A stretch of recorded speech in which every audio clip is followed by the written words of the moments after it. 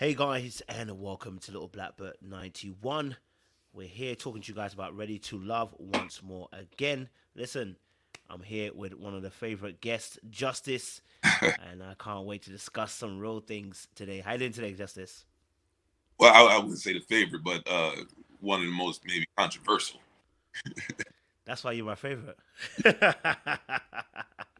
Now it's good to have you on board, Captain. How you doing? I'm doing great, man. I can't complain. I'm blessed.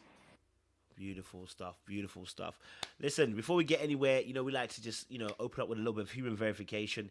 Get to make sure, you're not a robot or a hologram in front of us. You never know. Yeah, Uh, what education you need? all right. Okay, cool. Let's jump into it. First question. Favorite color? Uh, Red.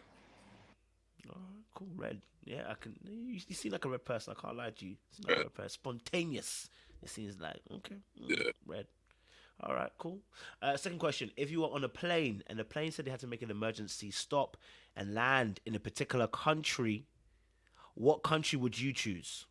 Oh, I'm South Africa. Drop me off right there. Ooh, why South Africa? I mean, I got to go listen to Major Leagues, man. I got to be in that element, that environment. What you know about that? I'm a piano, sir. Come on, man. I'm What listening you know about I'm a piano? to it right now. Are you serious? Yeah. They're actually doing a tour in US right now. They're doing a Yeah. tour. And the tour, I think next month they'll be here. Yeah, Mhm. yeah. So they were in. I know they were in DC this month and New York, I think, but Yeah, they should be touching down in Miami as well. the real deal. Yeah, they're powerful. Oh my guy. All right, cool. And final question: cereal or the milk in the bowl first? You said cereal with the milk in the bowl? Yeah, which one goes in first? I don't even, and I'm gonna leave that one out. I don't. You don't eat cereal at all? I haven't eaten cereal in years, but I guess as a kid, I would definitely finish my milk. Okay, Yeah, okay. Oh, so you one of them? Okay. Oh, you finish yeah, with the milk and leave the. All yeah. right, cool. I care about all of it. All right, that's Yeah, cool. No, I can rock with that, Cap. Don't worry about it. I can rock with that. All right, I think you've passed. You know what I'm saying? I think you've passed. I think you've clearly shown us that you are a human being, yeah, especially the fact you dropped to major leagues as well in there. We appreciate Caps as well. Very few of us know about that. All yeah. right, cool. So let's get into conversation. Justice, I want to know something. Who is Justice and what is your story, sir? Um, well, I'm a young man from Philadelphia. Born and raised and uh, born in an urban environment.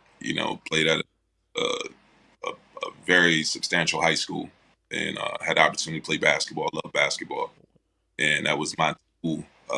Obviously, went to college, played in college, then obviously went pro from what I spoke on previously. And through those experiences, I gained a lot of wisdom as far as traveling and different people, different cities. So I come with that culture not by seeking it, but by my journey. And one of the things that I think we talked about is that I was in Israel playing basketball in Israel and being submerged in that culture and taken from that culture as well, um, along with the culture I grew up in Philly and respecting my people from Philly. So when I come to the table, you get all of that. You just don't get a man with a shallow inside. You get someone with insight. You get someone who has experienced some things. So that's the way I carry myself. Mm. Okay, so you spoke. I love that you spoke about playing professional ball because that takes, dedication. That takes heart. That takes Yeah, luck as well in life as well. yeah. Um, so tell us about your journey into professional basketball and playing in Israel as well. Um, well, coming out of East Stroudsburg was a Division II school. Okay. The issue that happened with me is that when I was in high school, my team ranked number one in the United States of America. So, and that was the year we played against Kobe and beat Kobe, and that whole 97, 96, 97 year. Because I'm 43, so I had the opportunity to play against Kobe and experience that, and have those different things. So when you look back as an adult and you start to reflect on the different things you've experienced, in your younger years where you didn't really pay attention to it because at the time, I mean, we didn't care who Kobe was. Like, we were in high school. We never forethought he would become uh, the individual that he is. because we just wanted to beat him. It's a Philly thing. We playing ball. We don't care who you are. We're coming for you. And Yep. so take that mentality and those experiences to college, and then your ultimate dream is to go to the NBA. If that doesn't happen, then you can continue to play professional, whether it's overseas, whether it's minor leagues, um, whether it's your local, gym, and until you can get to that point. But there comes a time where that point is over, and for me, it was at like 32. Mm. I was like, NBA ain't coming at 32. Let me figure out what my next step's going to be as a man. What am I going to do? Because if you've been dreaming for something your whole life and you attain it, then what is the dream after? When you got to live those other 50 years, what are you going to do after? So for me, it was kind of like focusing on self and God and which direction you want me to go. So that's why you see on the show when somebody like, "What's your plans?" I'm like, "What plan?" Like, you know what I mean? Technically, you know what I'm saying? So it's like, I'm not saying I don't work or I'm not organized or I don't make my money with my company or my events. I mean, all that stuff is cool, but it's kind of like mush in comparison to your dream being fulfilled as a child. And when that happens, what do you do next? People Mm. don't talk about that. What do you do when the dream is fulfilled? And then you got to move on. People always say, well, the dream is all the way through, but sometimes you get it, you make it. And then now, what's the next move? And you might not know that. And it's okay to say, I don't know. You know what I mean? Like, I don't Yeah. know. But I hope that God steers me in that direction. And I rather relate that to the women than, give them an answer they're looking for. Like, yeah, in 5 years, I plan on being a millionaire and you being my girl. Like, what? What are you talking about? You know what I mean? That doesn't make sense to me. I love that as well. Achieving what your dream is, was it difficult pivoting from, and we can talk about two different pivots when you pivot after the game, but was it difficult pivoting because NBA is it's like the pinnacle, right? Right, It's the like you said, it's the ultimate dream, right. to reach the highest level of that sport. Was it difficult pivoting to go and play basketball still professionally, but play it in in Israel? Like, is that was it difficult to pivot like that as well? Uh, it wasn't. It was more of a culture shock than difficult because your mindset at that age. I'm 25. You know, I'm pushing, pushing, pushing to get NBA. I have a brother, Russell Butler, got arrested, so he was drafted to Miami and to the Heat. And to have your classmate or your underclassmate get drafted and be in the NBA, there's hope mentally because you're looking at the people around you are getting drafted. You have friends that are in the NBA, so you're like, I'm close enough, so I can just try to keep pushing. So when that doesn't happen, you have to take a step back and realize the game is beyond just being in one particular place. There's people in Israel like basketball, there's people in Italy like basketball, it's people all over the world who like basketball and have professional leagues that you can make a good living if you can get the NBA under your belt. So I just wanted to the mentality wherever I go, I'm going to just everybody, like, not literally, but like, I'm gonna take my business on the basketball court. And that's how it was for me for Israel, but it was more around watching the culture and how people treated each other and how they respect each other. And again, I want to be on a fine line with the conversation based on the temperature of everything that's happening right now. You know what I mean? So, but it was a wonderful experience for me. On top of being able to come back home and saying, "Hey, look, to my fam, let's try to do this, or let's go do this, or let's figure out how we can, make something happen."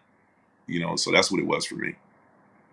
When you finally obviously conquered, like you said, you conquered, hitting, playing professional basketball, Mm, experiencing a new culture, having a broadened perspective, right. outside of America. You pivot now after, like you said, after you finish playing ball. What's the next step? How difficult was it, transitioning into that next phase for you? How difficult was that process? Um, at the time I had my son, I was raising my son. I was a single dad for about 18 years. So it was me and my son. So during the course of that playing and stuff, the places that I had to travel to, he was with me. Oh, So it would uproot him at times where I'd be like, all right, I'm not playing in this city no more. We got to go to this city. Or I have to go play over here. So you have to leave school and come over here. So I think about 32, he was going into the ninth grade. And, I chose Miami So when I came, I just put my degree to work. I've got a degree in recreation. I started a job working with kids, et cetera, et cetera.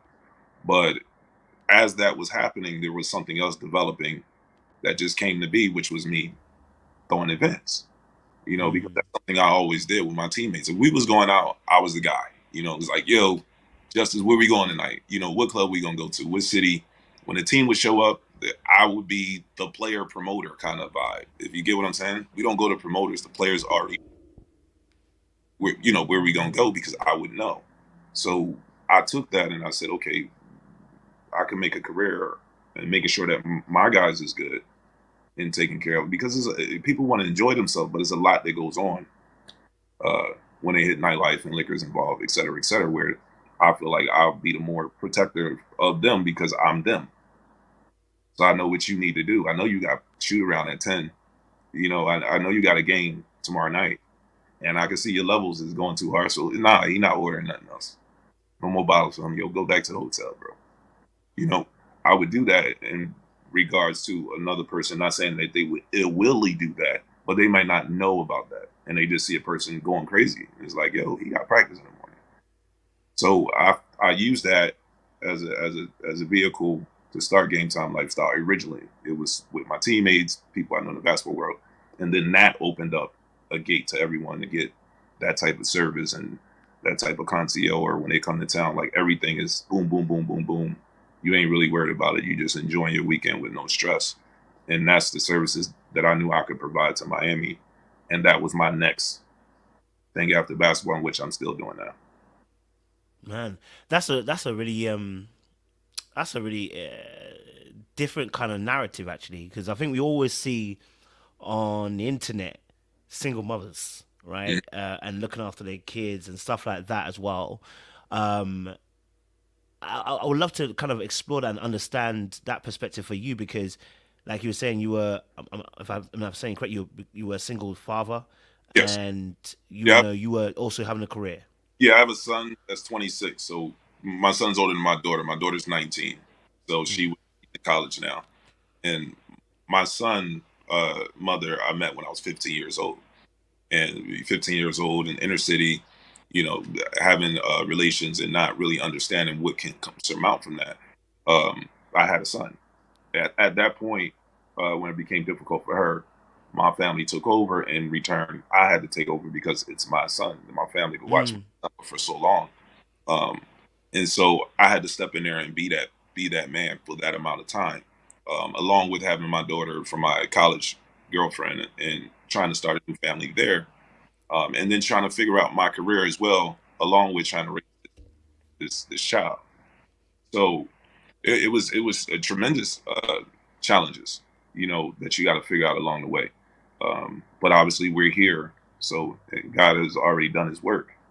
You know, Wow. I mean, it's listen, I have to say it's inspiring. Because like I said, it sounds like it's like a movie, but it's that like that really happened. So yeah, and also because also oftentimes, like I said, we always see the other way round. right, We don't often get to see, and it's funny you actually mentioned it because it was on my mind before we spoke today. It was on my mind. I was like, because someone sent me something, and I was like, wow, like we don't get to hear from fathers that are single parents. I was thinking about we always hear the hero story of single mothers doing it all, killing it, then getting six figures and businesses and all that kind of stuff. right, We rarely hear stories of men being able to do the very same thing, and I guess maybe because we don't get celebrated the same way. And so oftentimes, that story goes unnoticed. So right. I really wanted to be able to tap into your story a bit more. Hopefully, give us a bit more of that narrative as well. So, obviously, you said you became a father at 15, Mhm. childhood sweetheart. Tell us about that journey because at 15, listen, I'm not gonna judge you. We at 15, it could have been me. You know what I mean? So, tell us about that journey Yeah, for you. yeah. I was a young man. I was a kid, basically a kid again, but I had a village. It wasn't as if it was just me and my son, and it was like a movie setting, like with Will Smith and his son. It wasn't, I had people around me supporting, and helping me get through that. The people that cared about me, no matter what I had done or what situation I'm in, they're going to love me all the way through. It's your family. But um, it was just a matter of trying to understand, like, yo, I'm in high school. I come off one of the biggest years of my high school career. I'm playing against Kobe, and then here comes this kid. So it was just like, whoa, like, you know what I mean? For me, as a 15, 16-year old, male at that time, feeling himself in the environment that he's in, uh, and not understanding that entire environment. So I had to go through that in order to understand now. So that's how I look at it, because I mean, it's my son. I mean, I don't want him to go anywhere. It's my daughter. I don't want her to go anywhere. This is who I am. This is a part of me that's out into the world after I'm well far and gone. And you have to love that. You got to think about that and respect that.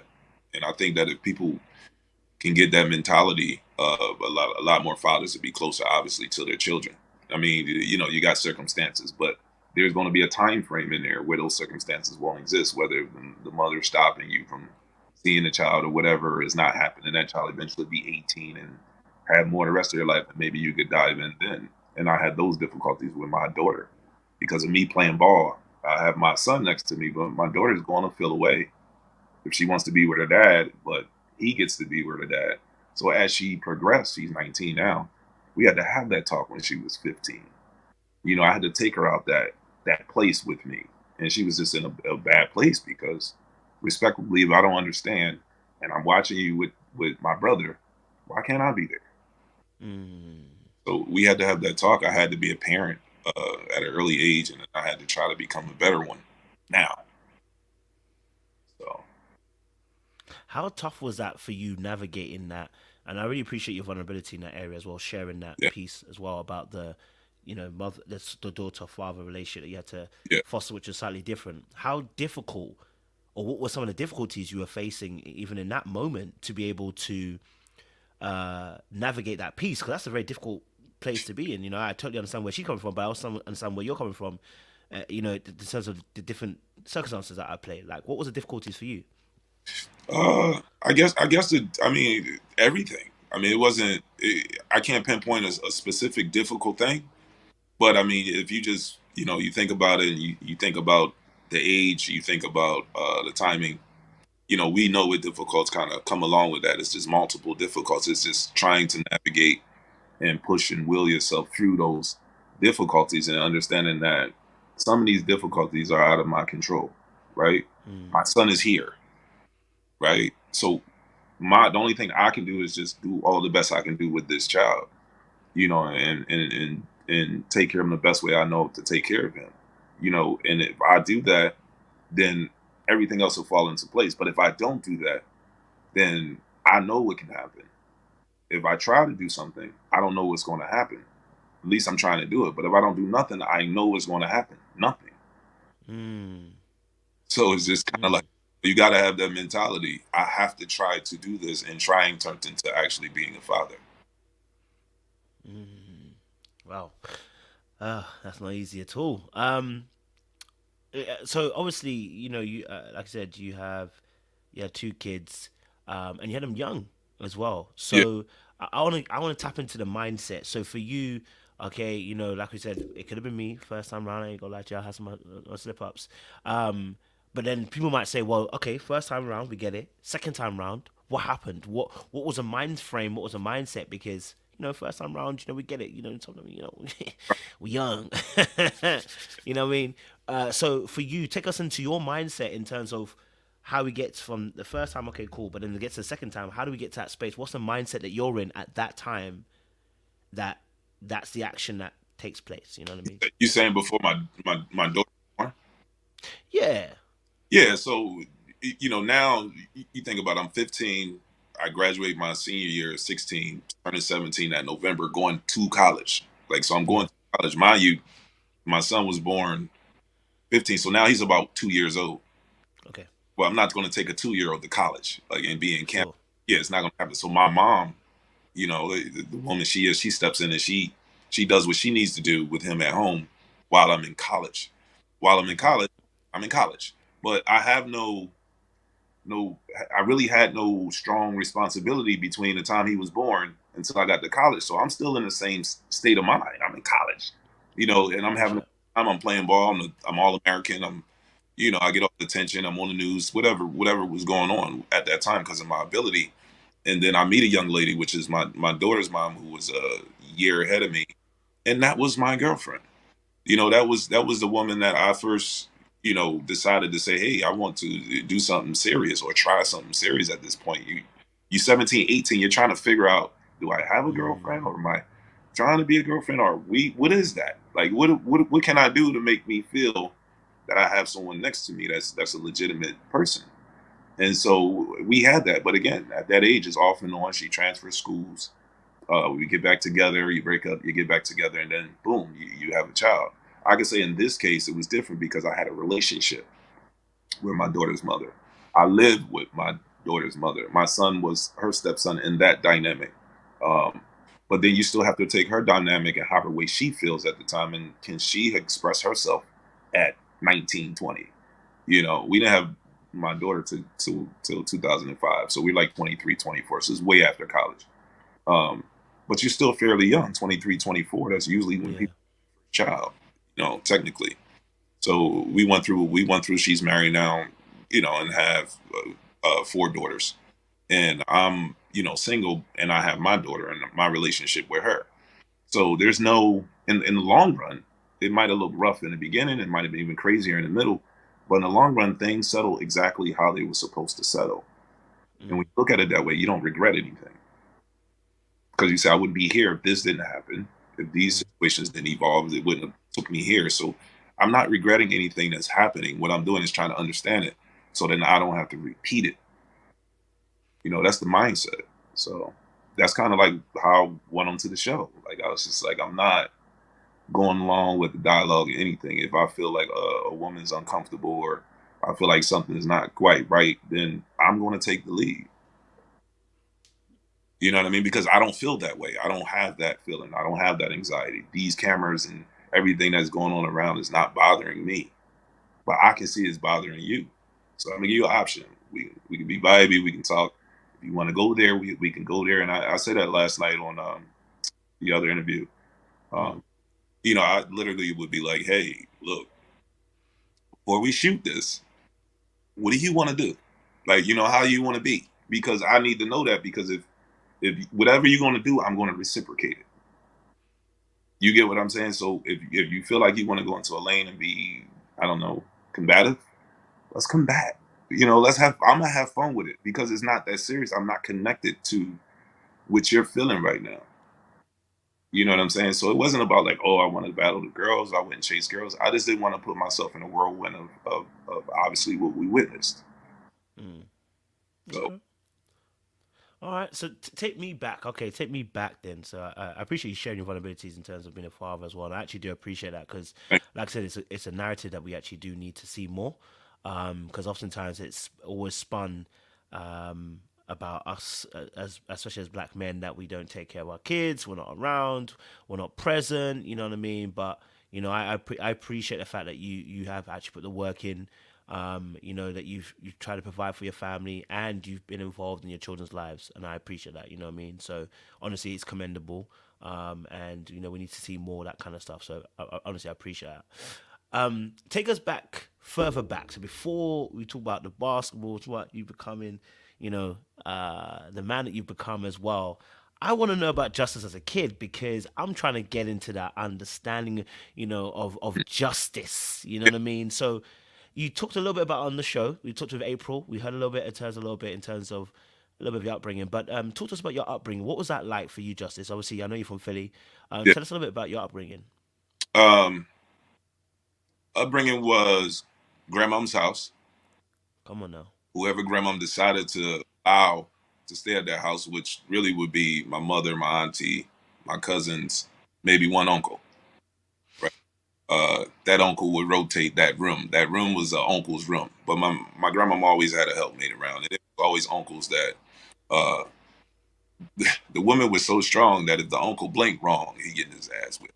So it was never that uncle. You get what I'm saying? So the women were that strong, but understanding, if my grandmother has a cousin or a nephew, she understands that, hey, it's still a man needed in his home, because I was the only one and I was a boy. So what am I going to do if something pop off? So I kind of understood it from a man perspective on why my uncle would be there. You know, because sometimes I would get mad as a kid, like, man, get your old ass. Like I would do crazy stuff. You know what I mean? Just to mess with him, and knew he couldn't catch me. And that wasn't my way of messing with my uncle. That was my way of mating with another man. You know, Mm. I say mating. Well, let me be careful. That was my way of I know what you mean.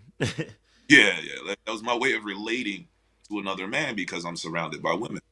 So the uncles was important. If the fathers wasn't there, then the cousins was important. If the cousins wasn't there, then obviously your homie out in the street is important.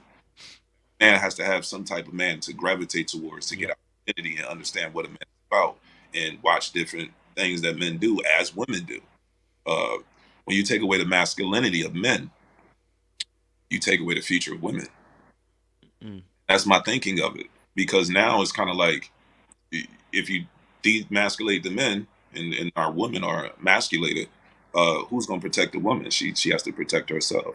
You know, and that she shouldn't have to protect herself. You know what I'm saying? She should have the proper people around her, whether it's father, uncle, brother, whoever, you know, boyfriend, husband, whoever. We both coincide together as women and men on this planet, and we all have our objectives and things that we need to do. So yeah, as a kid, I had to go through that metamorphosis of, you know, watching those things and then, you know, being exposed to, you know, a cousin maybe having a boyfriend she crying over, and I'm just like looking at it like, what the hell are you crying? You're like sixth grade, you know, watching those emotions and stuff. And I'm like, I don't care about anybody in sixth grade like that. I'm gonna cry about. Why are you crying in eighth grade? Like, you know, I remember those moments, and it's just like I had to observe those things to get a better understanding of the women in my family. Mm. You know, it wasn't ever about any other girl at that time as a kid. You just, I want to make sure that my cousin's okay. Why are you crying? Like, let's go outside. You know what I mean? Let's go ride bikes. I don't understand this. You know what I mean? Because she was a tomboy at the time. So I was like, you got a guy. You know what I mean? Like, what? So yeah, that's a example for like a bunch of different things in one kind of category. Mm. Well, so obviously you grew up in a household, like I said, with um, strong women Mm. as well. And like you said, obviously you agreed and I agree. You know, we as young boys are looking for relational opportunities to be around other men because you grab it because obviously as men we want to be around and I'll gotta be careful what I say too, but you want to be around other men because as a young boy you're trying to understand you know what I mean, and that's healthy, right? So Right. for you, like you said, obviously having so many women in the family, Mm. um, having so many women in the family, and then like I said, having an uncle or cousin that maybe was your kind of uh, masculine kind of energy pool. Um, how difficult was it navigating that space then? Because, like I said, you had predominantly women. So how difficult was it for you to be able to navigate that space? Now you look back at it because I think it's when you get older you can look back at it. When you're younger, it's just it is what it is. You know what I mean? Right. I'll give you a short example. Because which reminded me of something I was watching. I'm a big National Geographic guy. I was watching lions, right? Normally, you have a main lion, and then you have the pride, and then you have the cubs. There's one big lion, and there's a bunch of other lions. Well, that main lion doesn't represent so much as to handling the business of the tribe. The women do. Well, I had the opportunity to have a lion, which was my grandfather. See, my grandfather was a lion of that tribe, even though he wasn't specifically still married to my grandma in the house with us. But he had to come and check on that tribe. And every time I would come, I would see a lion. So now I'm like, yo, that's what I'm looking for. Like my uncle cool, but my grandpa, when he come in, he was like, damn, like that's very manly. Whatever his uh shortcomings was, whatever his situation happened, I'm not worried about that as a kid. I'm just watching him come in and be manly. Okay, what's going on? You know, hearing the voice, watching the tone, seeing how he's dealing with my mom, seeing how he's dealing with my aunt, seeing how he's dealing with my grandma. You know, and I'm watching them kind of, and him still being boom when she's fire, he's like ice. So, you know, when you observe all those different things, you start to be able to put dynamics better together because it's placed right in front of your eyes, and it's up to you to try to comprehend those things. So again, thank you for sharing that vulnerability as well. So in regards to then, like I said, seeing that strong figure in terms of your grandfather, then, um, how do you feel like it? How do you feel like the having the presence, having that setup in a family oriented in that family? I want to be very careful about this. Having that set up in a family like that, how looking back, how did that affect how you dealt with relationships, Um, romantic ones I specifically? yeah, I haven't put those two and two together. I mean, maybe Okay. you're striking a thought, but um, because I haven't put those thoughts together, I really don't have an answer how that would Okay. now. But what I can say is that I've attained the amount of knowledge that I've attained then and throughout the years, which causes me to be who I am today. And in the situation, going back to Ready to Love, I understood our what we were being subjected to, and I wanted to bring some type of, I just wanted to bring some type of how you say the word, authenticity. Am I saying Hmm. that properly? But I just wanted to bring some realness to it. I just wanted to be like, look, I'm gonna marry you if you're not gonna be organic, because I'm capable. And when I say marry you, meaning like whatever energy you giving me, and I'm gonna give that back. And I spoke on it with with Shakira's date that's on YouTube. You don't see it. I mean, I married her. She wanted to be light. She wanted to talk about sincere things. There was no combativeness. There was no nothing. In comparison to like a Acadian date, which both are respected dates for me because I can handle both of those dates. You know what I mean? So no woman is really different than the other. It's just that on the show I was reciprocating what I was getting, and unfortunately, you guys didn't get the opportunity to see me and Looney's date. I mean, that was the Mm. best date. It was love and basketball. I mean, it was amazing. It was an amazing date. I mean, I was hoping they was just going to pop it up on the YouTube so people could experience that moment of me saying, okay, now the floodgates are open, and this is what I want to do as a man. I'm choosing, and I'm here with this particular woman. Our conversations and our interaction on that date, it just was never exposed to the world. So I don't know. I added the, I'm like, yo, can I get that? Yo, let me just Can I add it, tap in? watch it. Hmm. You know what I mean? Like, no big deal. You don't got to show it. I just want to watch it. You know what I mean? But Hmm.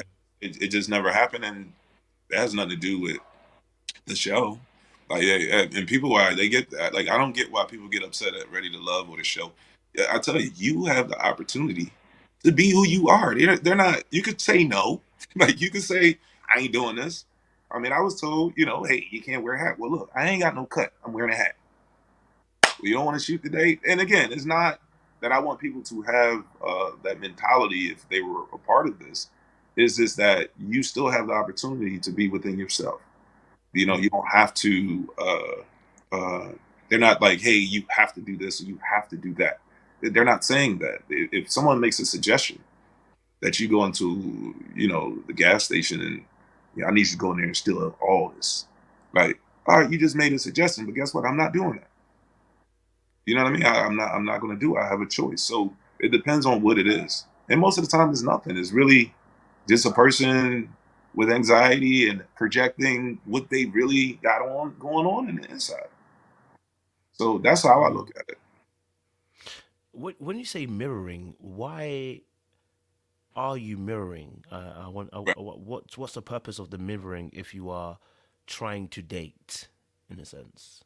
Well, this is the integral part. Like, if I am trying to, right? Normally, obviously, I wouldn't be subjected to everything that's going on, like whatever.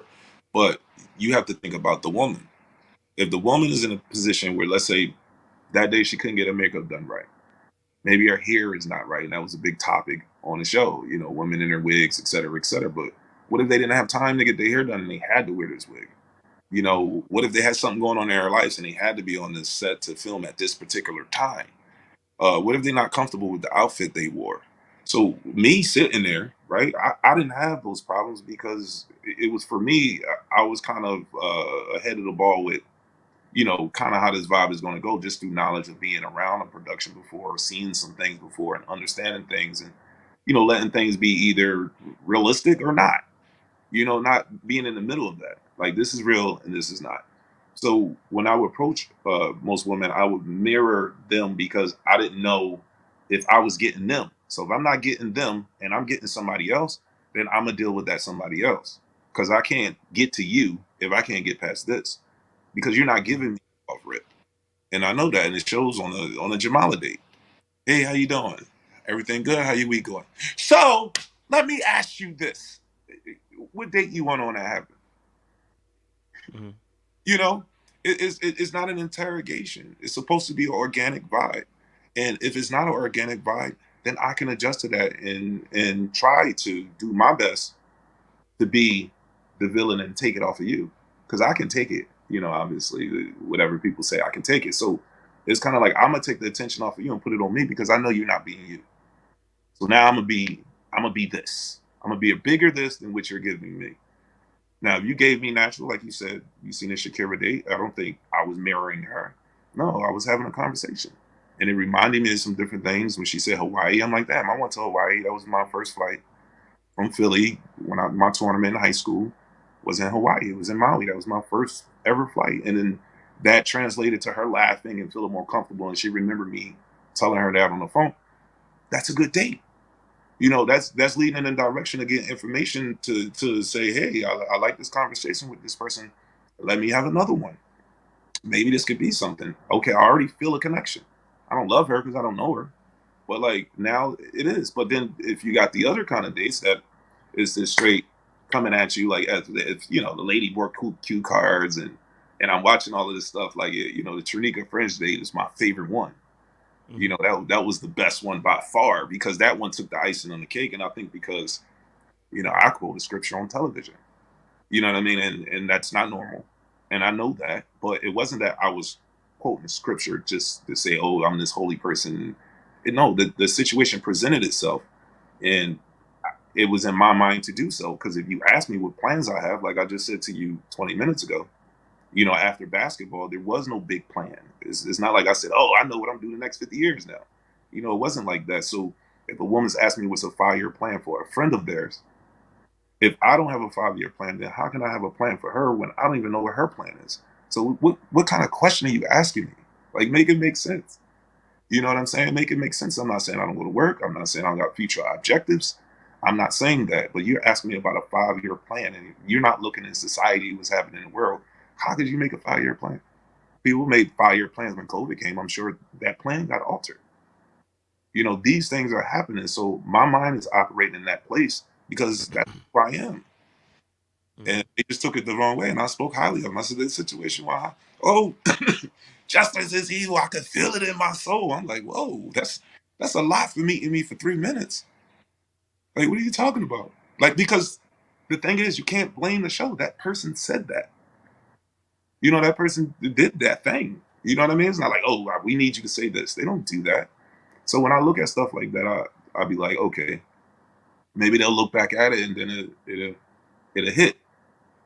All the brother said was, you know, Jeremiah 29:11. I know the plans I have for you. Like, oh, what is the evil about that? I'm not using religion as a vehicle. You asked me a question, I gave you an answer, and that's how I feel about it. And then when they asked me about, well, what do you think from, I think it was something about Trinica, maybe they didn't show that or did, but it was more like, yo, I want Trinica to love on herself. You know what I mean? Because I know she's very like, hey, she's a loving person. You know what I'm saying? So I'm like, yo, take all that energy and give it to you first. You know what I'm saying? And then wait for something to come along and see that in you when you go give all of that back. You know what I'm saying? I said that. And they looking at me like, and I'm like, was that not beautiful? Like, I, I was perplexed. So I didn't quite understand some of the reactions or things that people did based on what I was doing or things that people were saying. It's not like I didn't completely not understand because I understand that they may not have got a full sentence or full complete thought. And that's why with the interviews, I was like, yo, let's just wait till it's over. Not that like I was the man. I was just using common sense. I need people to have a complete thought. And then let's deal with that complete thought and then not let it escapade to another thought that's going to come. So,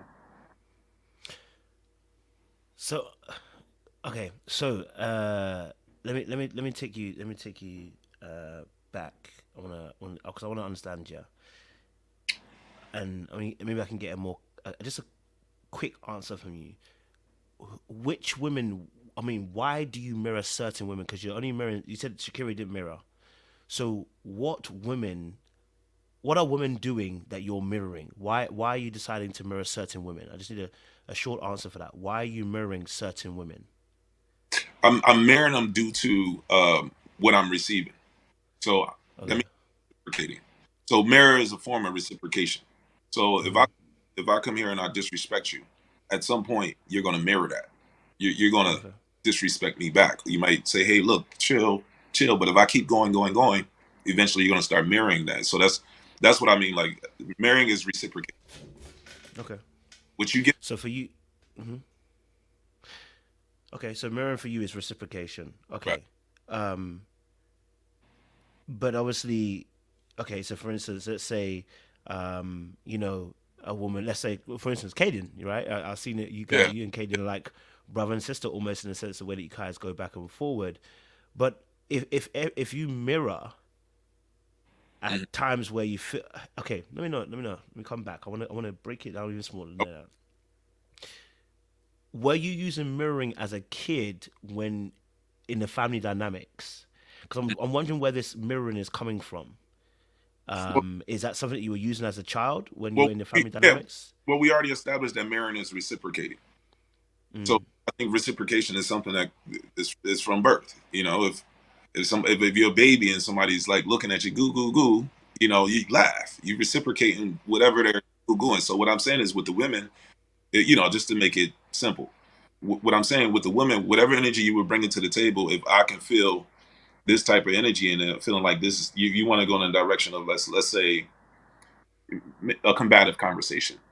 yeah, I'm gonna be able to have a combative conversation where you maybe other people, if a woman goes in combative mode, just a man will either bow out or I don't got nothing to say or I ain't saying nothing or something. That woman still deserves to have a conversation, whether she heightens or not. But can you handle the levels of that conversation? So what I'm saying is I was reciprocating that. That's why you see most of my conversations are heightened that I have on the show. And it's not because um, I feel like, oh well, it's just me. I just feel like nobody had those heightened conversations where two people can go back and forth and have a dialogue when a woman's at that level.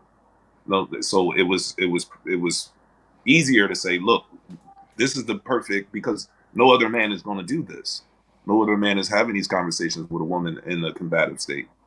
You know what I mean? So it didn't bother me. It's not like I looked at the woman any differently, but that's not going to be love for me. You know, I do have that choice, you know, to say, hey, look, this works for me. If it works for you, cool. If it doesn't, that's cool too. You know, okay, so I guess because we have two different definitions of mirroring. yeah. For instance, when I use mirroring, it's if you call it a therapy tool, it is to if somebody is, let's say, for instance, heightened. That's not the time to mirror. If someone's heightened, that's not the time to mirror. That just heightens the situation. Mirroring is when we're trying to show empathy or compassion. Oftentimes we use mirroring. So if the person is showing you that they're sad or down, you mirror some of their behaviors in terms of body language, in terms of maybe tone or speech. You may mirror in those aspects. You Right. don't mirror when someone's going to a heightened space because that just takes a conversation to a heightened space, right? Which actually doesn't lead to a productive type of conversation, which is why I'm asking why mirroring is your chosen weapon in this instance. Because, for instance, as I would say, you would call yourself a leader, right? I mean, I would call myself a leader of the people I lead. Okay, so as a leader of the people that you lead, right? As a gentleman, you've played ball. You know what it is to be in competitive spaces. As a gentleman, you don't get the option to always mirror the people in front of you. You actually have to set the tone for the conversation. So Mm-hmm. if you don't want to, so unless you really want a heightened conversation, then actually it's not about the other person. You want a heightened conversation because if you don't want a heightened conversation, then you have to set the precedence for the conversation. Mm-hmm. So if I want to get you to be comfortable, I don't mirror you exactly, because if you go in a heightened space or you start becoming defensive and I start becoming defensive, then the conversation doesn't go where it needs to go. I have to work a little bit more harder to massage and to soften you up a little bit so that the conversation can get to a space where we can actually get the person comfortable. So I wouldn't mirror in that instance. If you get what I'm saying. So I'm wondering why you're choosing mirroring for certain situations like that where you should be leading and setting the tone for the conversation, if you get what I'm saying. Yeah, no, I think I get you 100%. I think again, uh, the correlation of mirroring is reciprocation for me. You know, we might have two different terminologies and mindsets on what mirroring is.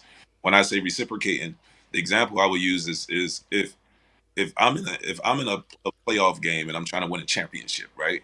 And the competition in front of me or a person in front of me is heightening their play, right? If I don't heighten my play, then I won't be able to keep up with that particular person. And this was what happens. So, and that's in a sense a basketball game. Remember, after the game is over, whether who won, we shake hands and we go out. So what I'm saying to you is in the setting and an environment that we're in, I'm giving the person a choice. I'm saying, look, we can go this way, we can go that way before we even go on camera. I'm saying that to you. And if you decide to go up, I'm going to reciprocate that. But I'm also going to be able to do it in a wittier way where I'm not going to disrespect you. I'm not going to yell. I'm not going to zo you. I'm not going to, I'm not going to do those things. I'm not going to take it that far. But I'm witty enough to deal with whatever you trying to bring at me, however way it come out, because it's necessary. Like they make black women seem like they're angry. So I believe some of us brothers just not smart enough to go talk back and forth with them. And times we need to listen and be quiet and shut up. Most of the time I do. But what I'm saying is to have the intelligence to really understand how they feeling in that moment. And in that moment of they call anger, which is not anger, it could be just frustrated or how they express themselves in that moment. And then you'll see a woman change her whole thing and laugh. You see her just giggle. If you can get her to that breaking point where when they start just saying justice is justice. Why? It's because there's no reason to do that with me. And if you label me that, then now you're approaching me with the, hey, just. And that's what I always wanted from the beginning. You know what I'm saying? That's the natural state I always wanted from the beginning. So if you think about it, what was I doing? I was breaking that culture of trying to create drama with me. I couldn't control the whole show. But I mean, what am I, doing? What am I kissing? Am I grinding? I'm leaving, I'm going to work. These things was real for me. So it was just like, yo, I got to stand in the paint. So because I stood in the paint, it's like, oh, you going to stand in the paint? Okay, boom. You're going to really look like you standing in the paint. Like you're against women, or he's mean, or he hates women, or he don't even like women. Like all of those things, the projections you could hear them from what was presented. But when you go back and you talk about it and you break it down and you think about it, if a woman is projecting some negative energy towards you, if you look at the things that I'm saying, I'm matching her right where she is in a respectable way. You know what I mean? Like, look, you don't want to do it. Even if you look at Katie and Date that's on YouTube, it started out with me leaning back, smiling, and saying, all right, I'll start it. Because we sat there for like 2 minutes just staring at each other. And I'm like, what are you about to do? Because it's going to go down if you do that. Like, you get what I'm saying? It had to be one brother to no. And if you do it, I'm going to take control and lead it. So I'm leading this at a heightened state because I'm not being disrespectful, according to the person I'm talking to. Maybe not to what people receive, but if you talk to any of the women, nobody going to say I disrespected them. It's just, I just didn't. You know what I'm saying? I just met you wherever you was. If you was being cool, we being cool. If you heightened, then I'm going to deal with you at a heightened state to let you know I can deal with you at any state if I do become a future connection. Let's say the show was still going on and I did get closer with Katie. We could have been a potential whatever. You know what I mean? You just never know. Not really, but you get what I'm saying. I actually do. It's weird. I actually understand what you're saying. I'm wondering if you're understanding where it's coming from, though. So I actually do understand what you're saying. And I know a lot of people, as you can see the chat, a lot of people don't understand where it's coming from, where it's going. But I actually I'm kind of understanding where you're coming from. So okay, so I think this is why I was asking about what it was like for you as a kid? And and you can correct me. I'm going to say something. You can correct me. I want you to correct me, in fact, so we can get a better understanding here, and hopefully people can understand you a bit better as well. Mhm. So, because what it sounds like is this is your way of you become like, for instance, the Caden situation. Mhm. You go toe to toe. You go toe to toe with Right. Caden, right? And you Right. say, let's see who can go toe to toe the hardest. This is how you. This I feel like this is how I'm hearing you almost like, oh, we can go toe to toe, but I'm telling you, I'm gonna go toe to toe more, and I'm gonna do it in quote unquote more respectful way, but I'm gonna still go toe to toe with you, right? And in the end, you're gonna lose, right? Mhm. This is. I think this is your way of almost breaking down that kind of energy, and I'm wondering, did you meet a lot of combative energy when you were younger in the household, because you were surrounded by a lot of women, and how women operate compared to how men operate? We understand there are two different ways how we operate. So I'm wondering, is that what did you see some of that kind of stuff in terms of combative energy Mhm. when you were younger in the household Well, when it came to you? yeah, I mean, I think anybody's seen combative energy as a kid in the household. Whether your mom, your aunt arguing, or your grandma might be arguing. I mean, I don't think the perspective of what I've seen as a kid has anything to do with applying with me reciprocating the energy that's coming from a person. That's two different things. So if this stigma from a kid was combative, then I would have been the combative one. I would have initiated But the you are combative.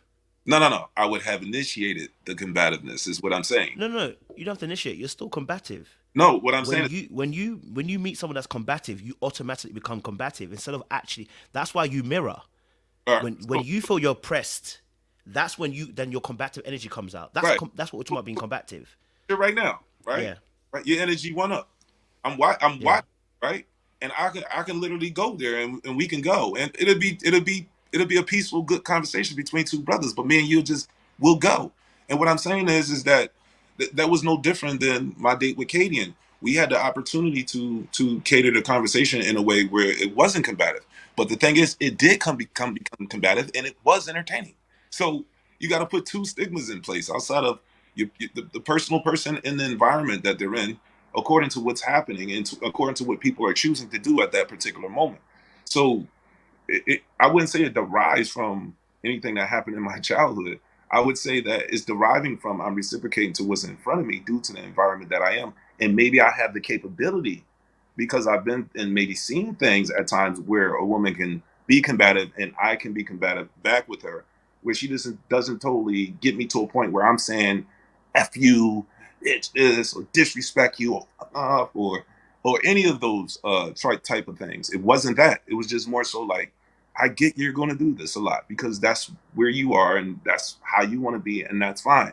And no other man is going to dare go back and forth or tell Katie and to be quiet, But it was necessary at this point. If people don't use, common sense, that's not my fault. But I'm saying, and the time that I was there, I was experiencing that as well. So I'm just like, dude, what we gonna do, baby? If we gonna do that, let's go, baby. If you wanna, but if you don't, even better. I need a break.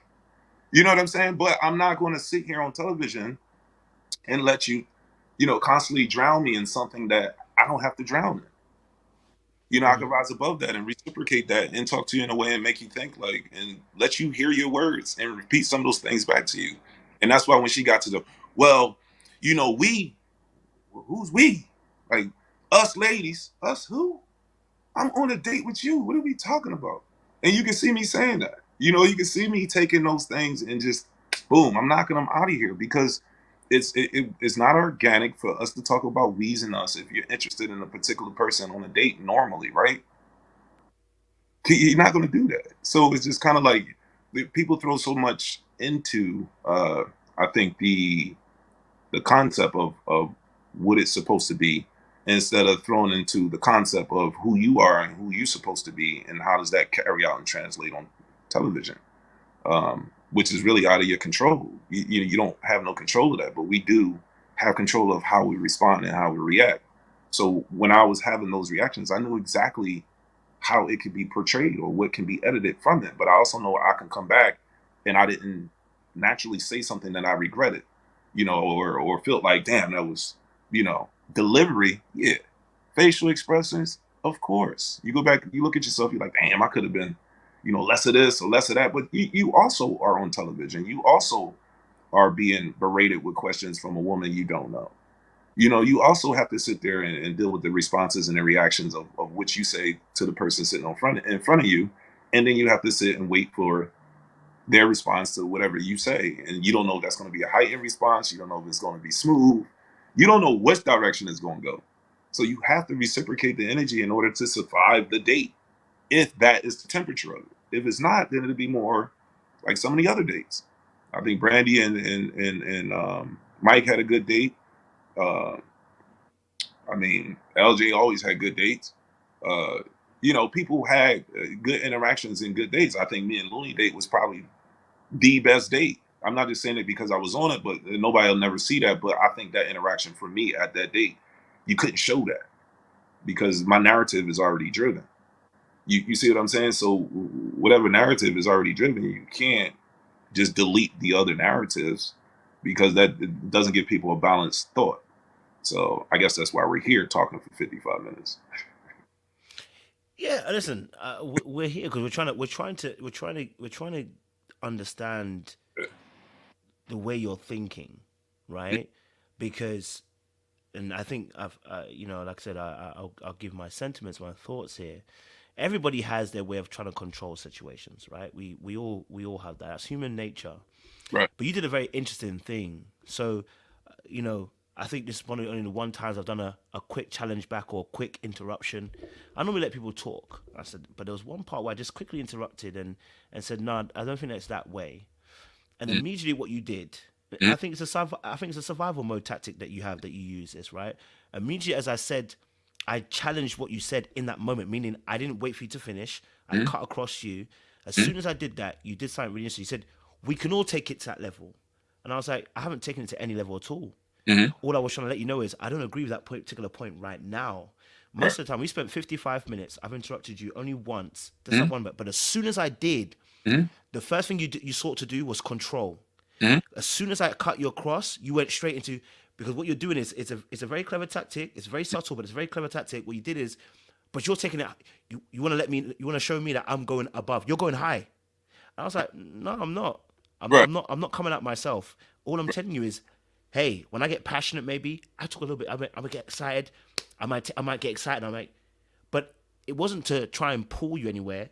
It was like, hey, no, bro, listen, no. This point, I don't agree.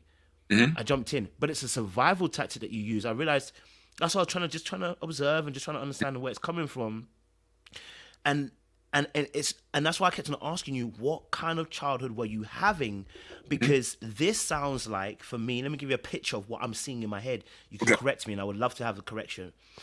What I'm seeing in my head is, as a young man being surrounded by strong women. And you spoke about the word emasculation, which I think is a very powerful word, and I think it's very real. The trouble with a young man growing up amongst many women, especially if they're strong, is that your voice gets lost as a man. And what happens is you have to find a way, when you're a kid, of being able to be present, but also show as well that, this is me. I have my space, my territory. I need to be heard in a particular way. But what I'm hearing is, as you were young, like most of us do when we're young, you're getting pushed back, right, in a particular way. And so what that does, it begins to craft in you. No, let me say this. You have to find a way to craft a way to resume control. For instance, my way of control, because I didn't have my father figure was my present in my life, but because obviously we didn't do much emotions, my way of almost kind of controlling situation is to not fight. My thing is I let you hang yourself. That's my way. That's my method of control. And you see it every time you come on the show of Ready to Love. On this particular platform, you see it every time. So people ask me why I talk for 2-3 hours, because I don't do the fight stuff. I want you to talk yourself into a hole, and let's see where we go. Right.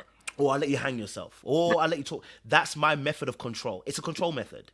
Right. So I'm also understanding, because I know where it comes from. As a kid, I couldn't fight back verbally. I couldn't tell my dad, do one. You can't have that. You get boxed up. So as a young man yourself, I think what I'm seeing as a picture is you're experiencing that pushback that's very heavy, and you're surrounded by people that don't understand you, because a woman cannot understand a man. Let's just put it real, right? She can understand to a certain degree, but she cannot understand a man. And so I think there was a heavy feminine pushback against you. And I think this is your way of being able to control. So yes, it has affected how you deal with now, because I was asking you, why do you mirror certain people? You only mirror people who give you combative energy. You're not mirroring people who are not combative. Mm-hmm.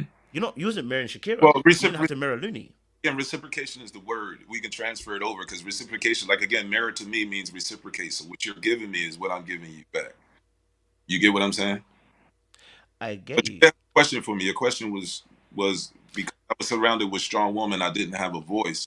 Well, to get to that part, Yeah, it's almost a question. Yeah, it's almost a question I'm asking, kind of sense. Yeah. yeah, yeah. To get to that part, it wasn't. It, I didn't have a situation where I didn't have the voice. My voice was pushed to be the voice. So I Okay. had that's pushing me to be the voice. So that they're giving me the knowledge that I need, right? In whatever category, life, going to school, taking care of yourself, cleaning, cooking, all those different qualities that they just invested into me. So they made me become the voice, and then by nature, I had this child early. So now I'm thrust into an either earlier manhood, than normal because of this child. So it's actually the opposite for me.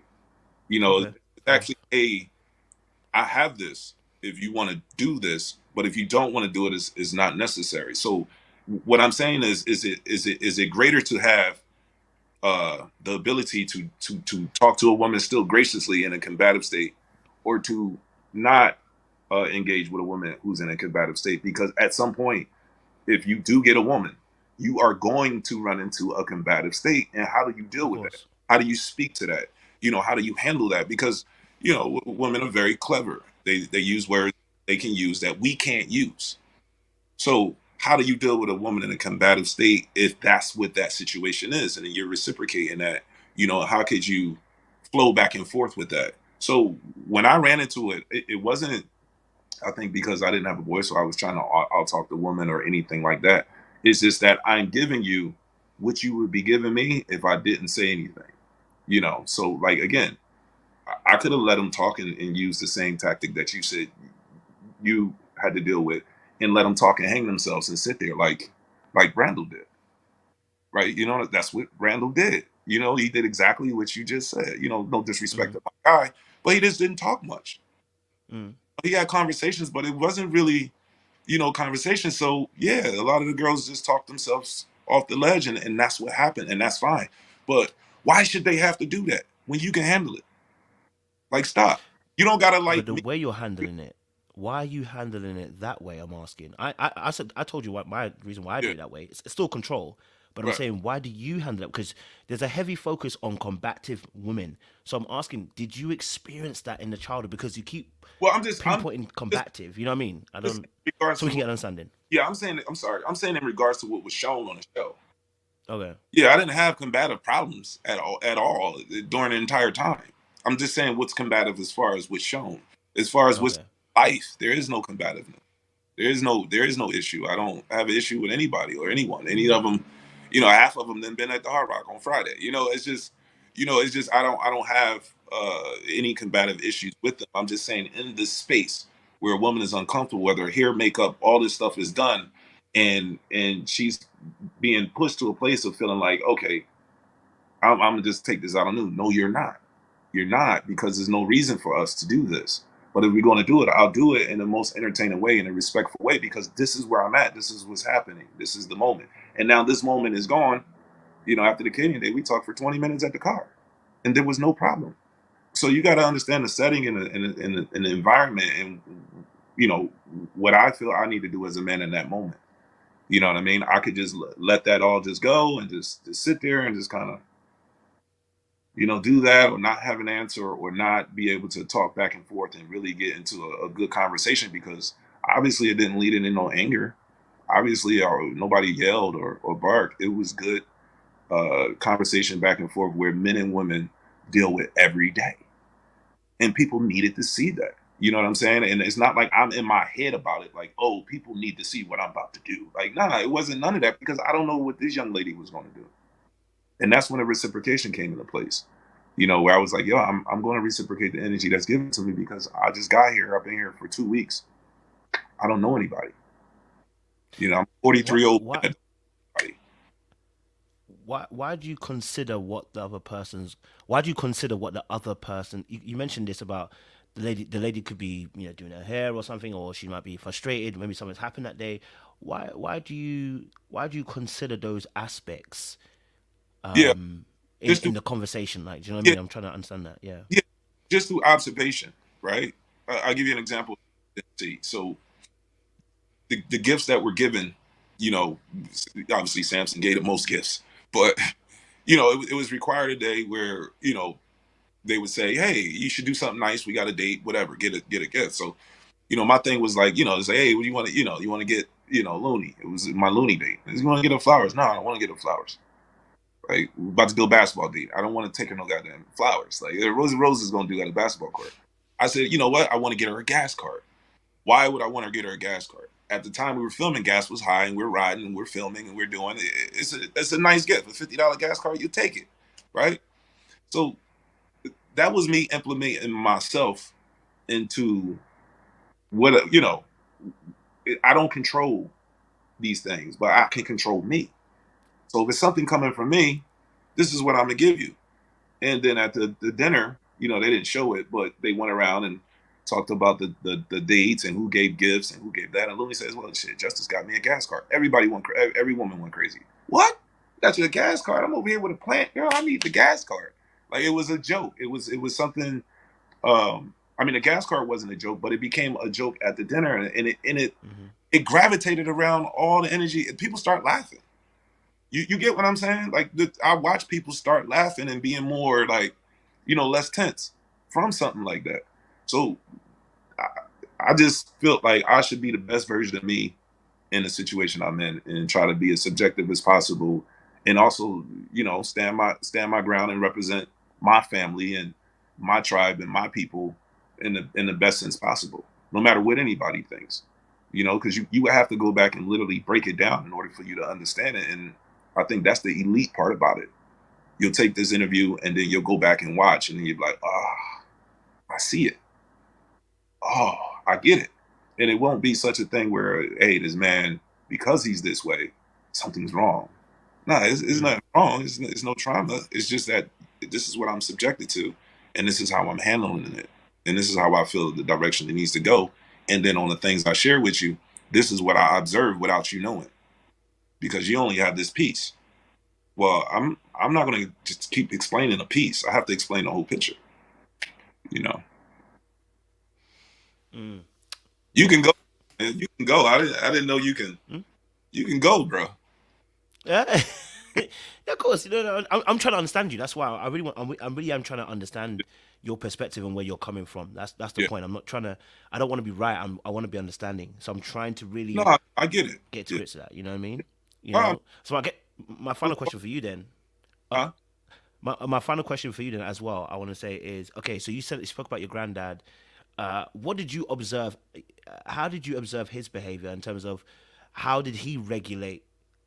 Because you talk about how when he came in, he regulated. So, right. Do you find yourself? Do you find that your behaviors kind of match his in a sense, or is it different to your grandfather's in terms of how you operate in a sense? It's When I say that comment and watch come in and regulate, doesn't mean and literally. And I normally talk literally, but don't mean him literally coming to the house and regulate it. What I mean is that Grandpa had the house in the suburbs.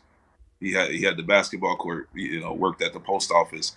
Also was one of the first people that put the ball, kind of in my hand from the point of like meeting Wilt Chamberlain, John Tenney, all these people as a little kid that I had no like concept of who I was meeting. So what I'm saying is you have to take in consideration all those factors as well, because it's so many factors. He passed away when I was about 16. So what I'm saying is all those factors for 16 years are embedded in me. I take the name. Justice. My grandfather's name was Justice. I'm Justice. I don't have my father's last name. I have my grandfather's last name. Okay. It is my son. So I'm Justice now. So it's just kind of like I have to take that piece and use it now for my daughter. I have to use it for my son. I have to use it for my wife if she ever comes. and use it in my future. And I couldn't understand it then, but to look back now, it's like, okay, cool. So it was just like that. It wasn't more so like he was demanding, or he was a very laid back dude. As a matter of fact, I probably seen him angry twice, and both times was when I disrespected my mother. That's the only time he popped me. One time. And I'll never forget it because I was in shock. I was like, oh, you know, he got the old strength. But his daughter was being disrespected because I wasn't coming home. You know what I mean? I would hang out, I got to be at Catholic school in the morning. You know what I'm saying? Like, I'm not supposed to be in the streets, but I got friends in the streets. And he had to check that. And once he checked it, it never happened again.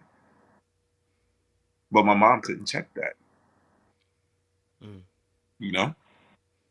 So until this day, you still can remember things that, whether you was close to your father or your grandfather, you're going to continue to remember those things until you're not here anymore, because that's your scripture. You get what I'm saying, on top of you understanding the word of God, but that is your experience has been in your life for a reason.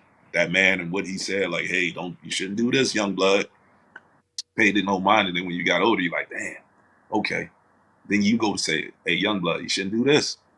That's the black man's scripture. This black woman has hers, and any race or demographic has theirs. So it's just kind of like your family literature is what manifests into you, and then you need to figure out what you're gonna do with it, or what type of person you want to be, and then you go from there and you pass that to your next, and it just keeps going, man. People make it into like a crazy thing, but it's very simplistic if you really think about it. That's the final question. I've got one more. Sorry, Yeah. it's one more last one, and actually promise now. Okay, so obviously you took a lot from your grandfather. Father not being there, how did that impact you? Because obviously, I guess not having your father as present, how did that affect you in a sense? Again, like I told April on Ready to Love, I was surrounded by a tribe, like a village. I was in. So if you're in a village of people that support you, and a big component of that village is missing, but there's a bigger lion that comes to that village and makes sure that village is okay if for a specific amount of years, you don't feel that other component missing as much as if there was no lion at all. There's nothing but lion around you. That's a different kind of reaction. And even in that point, at some point, a man, a boy is going to see a man somewhere, and he's going to observe because he knows he's that. I'm that. What does that look like if I don't have it on a consistent basis? In my situation, I didn't have to deal with that because by the time I got to the point where I lost my grandfather, I was already stepping into manhood, fortunately having my son. So my mentality had to shift quick. I couldn't go hang out after practice. I had to get home. I got a kid in the house. So it started for me very early, which led to my 20s, which is even more difficult because now it's 100% on me. You get what I'm saying? So without that moment and understanding what a man looks like and how he take care of his family, in spite of if things are working out or not, I'm still going to take care of my tribe, right? The best way I can as a man. If not seeing that, how can I progress and now take care of my daughter in college? Take care of my son for those number of years. Now he's a man, he can take care of himself. You know how that go. But, if I'm here, matter of fact, his birthday is today, to be honest. He's 27. I'm getting old, brother. Shout out. I'm getting old, brother. But yeah, I mean, it's not, again, it's not too much dynamics with me in my earlier years that has anything to do, in a sense, of what I was receiving and subjected to as far as participating in this environment where now I participated and now it's condensed, it's put out, and now it's given to the public where their perceptions is due based upon the narrative that's there, which is normal production. Like it's cool. Like I thought it was dope. I laughed through the whole time. It was moments where it might be like, damn, bro, calm down, Justin. I think the part where I was like, I'm the king. You got to come to me, and then you hear the noise and the music. You're like, that's a tough comment, but I would really feel that way. You know what I'm saying? I really feel like if a man is within himself, in his kingdom, taking care of his tribe, eventually that woman will come, and will position herself, and you'll choose that woman. I have to choose. You can't, I don't feel like you can choose me. You can make a choice to choose me if I choose you. So what does that mean? That means I'm coming to you. So you're not chasing me. That means I'm coming to you, and I'm saying this and I mean it because of what I've experienced and what I've observed with you.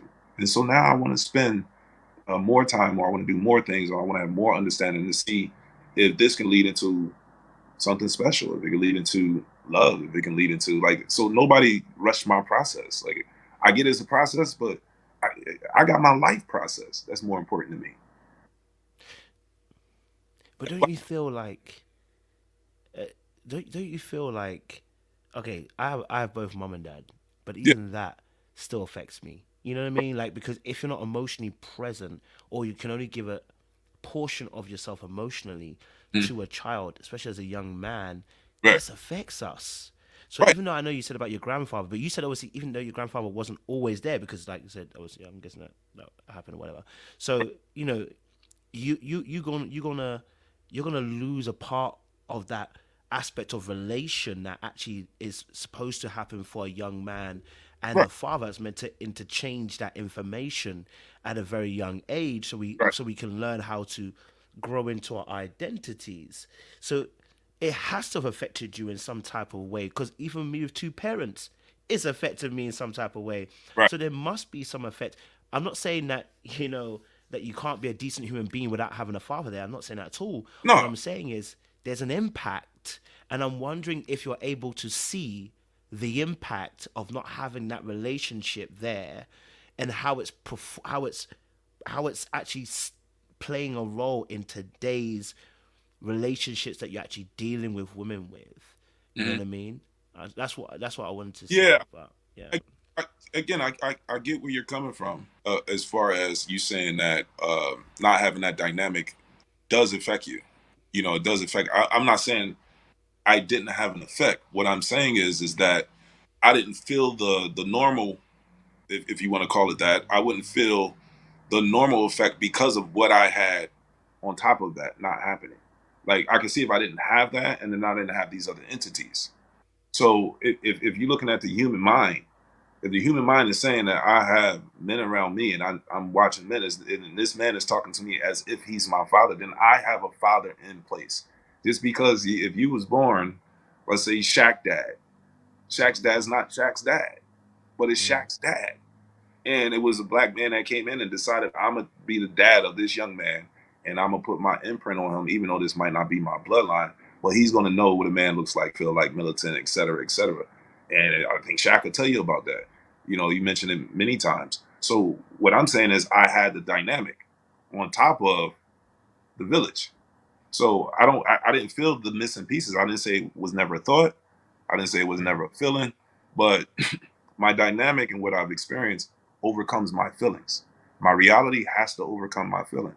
And I think that's what people don't separate, and then they carry that feeling like you're talking about into their adulthood, and then it reflects. It reflects out to other people. And from the portion that you receive, that's what it can appear to be. But if you understand that that portion isn't just the complete thought, then how can it be? Like, you can't accredit it. Like, it's no way. That's like you just showing me for 5 minutes of you talking, and then you're like, "Oh, that was justice." It's like, "Oh, well, what happened?" And that's why your stuff and your platform is so important, because I don't talk to nobody for an hour. You know what I'm mm. saying? Like, but you're engaging me enough where I'm comfortable to continue talking, because you have the ability to understand. Like, I'm gonna let you talk, and I'm gonna see how you really feel. So I'm gonna let you say everything you got to say. But the difference between you and that experience is, people are not gonna get this. They're gonna get this, and they can decide what they want to go through with it, and figure out what they want to figure out. But you got to have the complete thought. You got to have the complete interview. You know, from beginning to finish, and then assess. If you still feel away, you feel away. If you don't, you don't. But at least you got the whole thing. So, Hey, that's real. So for you, what took you on to Ready to Love? What took you yeah. to Ready to Love? What took you Justice on to Ready to Love? It was like a. I think we talked about it last night. The young lady thought I was a plant mole or something. I don't know, but it was like your normal email setting, casting going out, people contacting you, internet stuff like that. So it was a casting lady that was looking for singles, and I seen it, and I responded, and then she was just ecstatic she should get all the credit because her energy made me even think about it. Like she was just like, "Oh, you'd be perfect," blah blah blah blah. This is what this young lady thought, who had nothing to do with the actual show. You get what I'm saying? Outside of trying to find people to be on it, she's not there filming, she's not editing, she's not, whatever. She's just doing her job, and where she cast multiple people for multiple things. So we talked about it. I interviewed. I think after my first interview, I already kind of knew it was going to go down. I kind of knew it was go down only because of the criteria, right? I'm 42, 43 now. Um, being in Miami, somewhat successful, some good occupations that, you can talk about to bring, it's going to be on television. I mean, what you wanted me to be like, you know what I'm saying? Like you have to have some kind of energy, and my real life is energy. My real life is that, I really do that. I really play ball. Like these things are real. This happen. And so, what you get and when you get me. And I think that's just how it went. And it wound up, I was just like, okay, I was with it. It's like, let's do it. I mean, I like Oprah. You know what I mean? I hear you. I hear that. Okay, so obviously going on to the show, Yeah. what were you kind of hoping to achieve? Were you looking for? Did you feel ready to love? Did you feel like you were ready to enter a relationship? What was your first thoughts? Well, the first thoughts was, I would see and talk to many young ladies as possible in the amount of time that I got to do it. You get what I'm saying? Like nobody is logically putting it together on top of everything that they feeling about the show. You got to put some logic behind it and know that when you go to that house, somebody's going home that evening. So that's going to project people either being too fast, not organic, you're just not going to go. So when I went into it, I wanted more trying to understand exactly what we needed to do or how we needed to go about things or how does this thing work with the elimination. You're thinking about those things first so that way you can still be in the structure of what's happening and still be yourself. And to me, I figured it out very early. I figured it out very early. And what I figured out is that, okay, I'm here. There's 10 women, there's 10 men. One of these dudes going home tonight, one of these girls going home tonight is with the information I'm receiving. Right. So now I'm going into this thing already knowing that I have to go communicate and talk to these women. So instead of saying I have to go, no, I don't. How about I don't? How about I put out energy and I'll say hello. I make people drinks all day long at that mixer. That mansion. I mean not the mansion. The beginning, the mansion mixer. I had them tore up because that's my element. You give me a party that was my element. So I'm making drinks and this is how I'm greeting the ladies. Hey, would you like she'd be talking to a guy? You need to refill your cup. It's empty.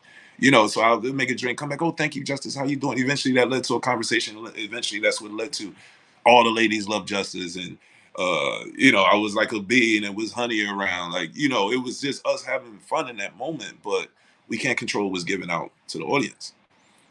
So yeah, I went in, and after that first scene, I was just like, yo, there's some nice ladies here because of that interaction. You get what I'm saying? And it shows it. It shows me sitting at the pool, rocking and laughing. I got two girls right here, one girl right here, and one bringing me a drink. So that's five women. It's 10. It's nine other guys. I'm not trying to toot my own horn, but I just created an environment where people was having a good time. I wasn't jumping in the pool, taking my shirt off, sucking on feet. Like no disrespect to those guys. It's just not my thing. So I was just more so like trying to just create an environment where people, like I said, people are comfortable. So you can have a real convo. You know what I mean? And that's why I was attracted to April so quickly because I believe April's in a state of knowing what she wants, how she wants to be, what she wants to talk about. Her narrative was very peaceful, but also intellectual. And I like that. If you watch that first clip, you can get the glimpse of who I really am. But then if you watch other clips, you would say, what the hell wrong with him? What happened? Or how did I go from the favorite to the villain? That's not, I don't control that narrative. That doesn't make sense, really. So you mean, Why do you think you went from there to the villain? well, it had to be the simple fact that I didn't again, I didn't uh I told you when I went in and I realized elimination and you have to go talk and make these contacts and meet these people and do all this kind of stuff. I decided not to do that. And That's kind of going against the process in a sense. I didn't say I didn't interact with young ladies. I just told you I made them all drinks and I was talking to different people and stuff like that. But I wasn't attacking it as if I wanted to not get eliminated. I said, how can I still be a part and meet women and be a part of this without, trying to look like I'm pressing you not to get off a show? You know what I'm saying? Like, how do you do that? And so you run into different situations and different kinds of flows and energies that you got to deal with when you are talking to the young ladies, whether you're on a date, whether you are around other women, or whether somebody just decided to say something out loud, or somebody just wants their moment of rah, rah, rah, or you got to deal with that. You know what I'm saying? You got to be around that. Did you feel like you had to compete at that point and you weren't about to compete? I didn't feel like I didn't want to compete, because if I wanted to compete, I could have went the route and been in the same situation as a Randall. I didn't want to be in that. I didn't want to be in a position where I was indecisive. I didn't want to be in a position where I was making and feel a certain kind of way, beyond your natural, attractiveness, right? I'm attracted to you. I like you. You seem dope. You talk well. Cool. But I wasn't elevating. It wasn't like I was on the phone like, hey, baby, like, because that was a big topic for me. Oh, Justice ain't calling nobody. Gave my number. He ain't calling me. He ain't calling, because I know you're on the phone with 8 other guys. So my conversation is going to be like what we're having. And I don't know what those other conversations are going to be. So I'm going to come off a little more abrupt because I'm like, what's up? Like, So who did you call? Who did you call then? I talked to Sharice. I talked to April beginning. I talked to, obviously, Looney, more than anybody else. Talked to Trinika, Kayla. So we had those the Cadian conversation was killed after the DM whole situation. We never really talked after that until we seen each other. And then we had that later date. But in the beginning, I was cool with Dominica, and maybe not saying, "Hey, look, and Dominica, I got a connection with you," but I didn't feel like she should have been eliminated, and the things that happened to her shouldn't have happened. But those type of things happen because me and her was vibing, because she was giving me that energy. Like I said, I was reciprocating, so I would go to. I don't care how you look, what was going on with you as a young lady in that house at that particular time. If your energy was good, that was attractive to me. If you was being like people who like you, basically. Well, this is the thing. I like people that want to bring great energy, whether you like me or not. Okay. These bring great self, because that's showing me self-love, and I respect that. But when you embrace me with a different kind of energy, and that's not the energy I'm giving you, now I got 2 ways I can deal with that. I can either remove myself from that situation and let you look crazy anyway, or I can engage you and just say, hey, look, we can go this route, but what's the point? I'm gonna stick with you on this route, and I'm gonna stick with you on this route. I got both routes for you. What do you want to do? So that was like the mindset of the conversations later on in the process of the show. So okay, so let's say for instance Looney, all right, she had LJ and I can't remember what's someone else that originally I was Virginia Sampson, yeah, as well. All right, so did you feel no way about the competition there? Did you call her because that's competition? So yeah, well, again, it was competition from a perspective of be eliminated if you don't make connections. But in real life, there was to me there was no competition, because I knew that not in the beginning, because remember she had got COVID and was gone, and we still had to meet people without it. That's another thing. So if you meet a young lady you interested first day and you vibing with her and she catches COVID, you don't really know her. I mean, like, no disrespect to her, but like, do you don't know how the interaction gonna be when she come back, if that was the case. So you have to take in consideration the things that are happening to people instead of just looking at the dialogue. And then when you try to understand how it may be weird in real life, if I met a woman, she had COVID, disappeared, I have to be talking to these other women, how you can see why it probably wasn't as balanced as it was, because the consistency was taken away due to that one thing. So she come back from COVID and was like, I remember saying, hey, I remember you, reintegrate into the process. Let's talk about that. So what I'm saying by that, which you didn't understand, because it's like, I can't reintegrate anybody, like, literally. But what I'm saying is, like, welcome back to us having to be able to figure out us in this environment. And what I want to do is, you just got back and we already got it. This is what you don't see. We already got a week around each other without you. So now you got to catch up to speed to what's going on and who's connected and what's happening, because I'm sure you had a goal way before me, before you came here.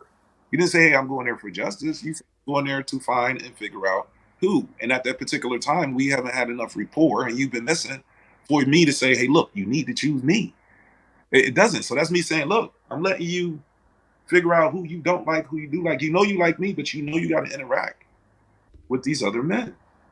So that's how it kind of went for me. Like, you don't have to. I'm not going to ruin whatever you came here for. I'm cool with it. If I got my grandma and my mom on the screen first episode, if I was going that night, I was happy.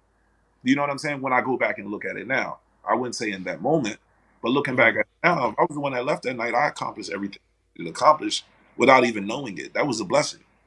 You know, I sent that stuff in, but you don't know what they're going to take or what they're going to show.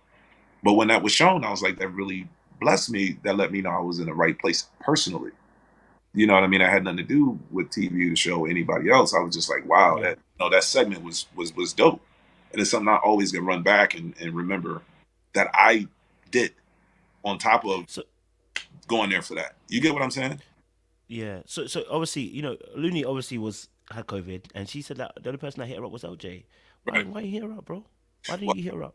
I mean, this is again, I wasn't think about my mindset before the COVID thing happened. My mindset wasn't to, if they want you to contact everybody or get with everybody so you don't. I want the opposite. I just wanted to naturally be around people and not be on the phone. Or I'm calling you. You know why I'm calling you. You know what I'm saying? Like, you know why I'm calling you. I'm calling you to make a connection with you. So then that way, when you go talk, you got a connection with me. I didn't want that. I'd rather sacrifice myself, and I so happen to survive longer and do more than probably I should have, because of the simple fact that I wasn't going to do that. I wanted to engage the people that were engaging me. I didn't want to. It's not like I didn't. Okay, so are you saying that Looney didn't engage you? That's why he didn't engage Right. at the time. But at the time, I mean, again, it was one time at a house for one set, and then she was gone. So, I mean, yeah, at the house, you could say, well, why didn't you get her number then? Or because you met her at the house, why didn't you contact her when she was sick? Well, LJ did. Well, LJ probably was doing what he needed to do to keep his connections. I wasn't going to do that. I was going to keep a connection that was a connection. At this point, naturally, I didn't know Looney as well. We spent some time together, and we were vibing together, but I also was vibing with April. You seen that. I also was vibing with Trinika. You seen that. So now you're telling me that because this woman's sick, I have to, or she has COVID, I should be one of everybody should contact her. But it wasn't about that, because I knew eventually she would come back. And that's where you get that scene where I say, hey, look, how you doing? Boom. Okay. There was no why you ain't call me. She didn't say that. She didn't have an attitude with me when she saw me. You know why? Of course. She didn't care either. Like, of course. No, of course. It would have been like, I didn't know you. No, I get that. I get that. I mean, at that point in time, I'm not even saying too tough. I'm just kind of adding that question in there. Okay, so let's talk about some of your connections then with the April situation. I want to be very specific with these situations. So April situation. Let me ask this question: do you want to get married? Just a straight yes or no for you. Yeah, man. Yeah, I want to get married. You want to get married? Yeah. Okay, so you want to get married? Okay. So obviously, when you were explaining to April, you explained quite a grand story around it. What was the purpose of the story around explaining? Do you want to get married or not? Nah. I think April asked me about what you previously asked me about my father. I don't. She didn't. Okay. Marriage. I think you spoke about you want to get married, and you spoke about the cosmos and the space and yes. At the brunch. Yes. Brunch. Yeah, I was explaining what cosmic to me feel as far as getting to a level with your mate, with your woman, right? Man getting with his woman and being able to get to a space that's beyond like our normal vocabulary. Like, I know I can look at you and I know how you're feeling, or I can understand what you're thinking, or I know how you do this or how you do that, and I may have these components that nobody else in the world has, right? Those are cosmic components. Those are things that you've interacted and loved on a person and know them inside out. Like, a woman that you wake up in the morning, she'll have your ginger tea, and she come home from work, you already got the table set out for her to rub her feet, massage her calves, because she's been working in those shoes. She's talked about those shoes. So now you're doing cosmic things with your woman, and your woman is doing cosmic things with you. That's what keep the shit popping. So what I'm saying is, instead of just having a marriage, I love you, you love me, and this is my life, this is your life. Let's make our life. Where's the excitement in that? Where is the cosmic viewpoints in that? What is your futuristic, thinking? What do you think about your past? And having those real narratives and conversations in order for you to really be a successful couple. I mean, I think at 43, if I don't take that approach, then I'm really tripping. I'm just kind of reverting back to 20 in a 40-year-old version. You know what I'm saying? So I wasn't really there to play around too much with women, and from a narrative of like, yeah, I like you, and keep me, baby, just keep me on the show, woo woo woo woo. Like, it's not happening for me, because it's not that important. I think this narrative is way more important than me doing that.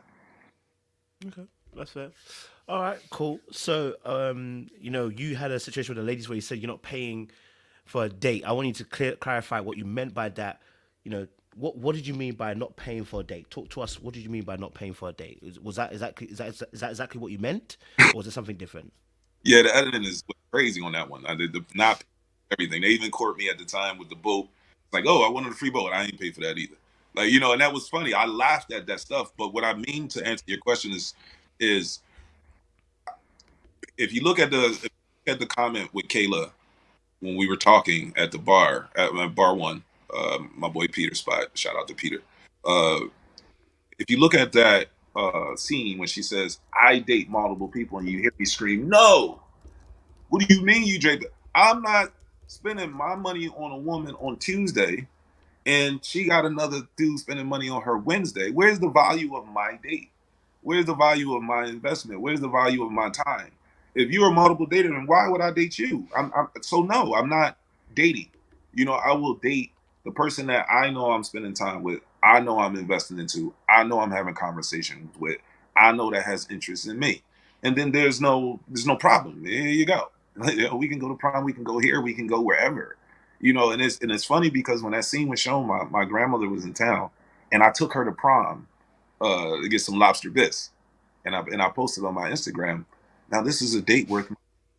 Why? Because this is a woman that's invested in me. This is where I would like to invest back.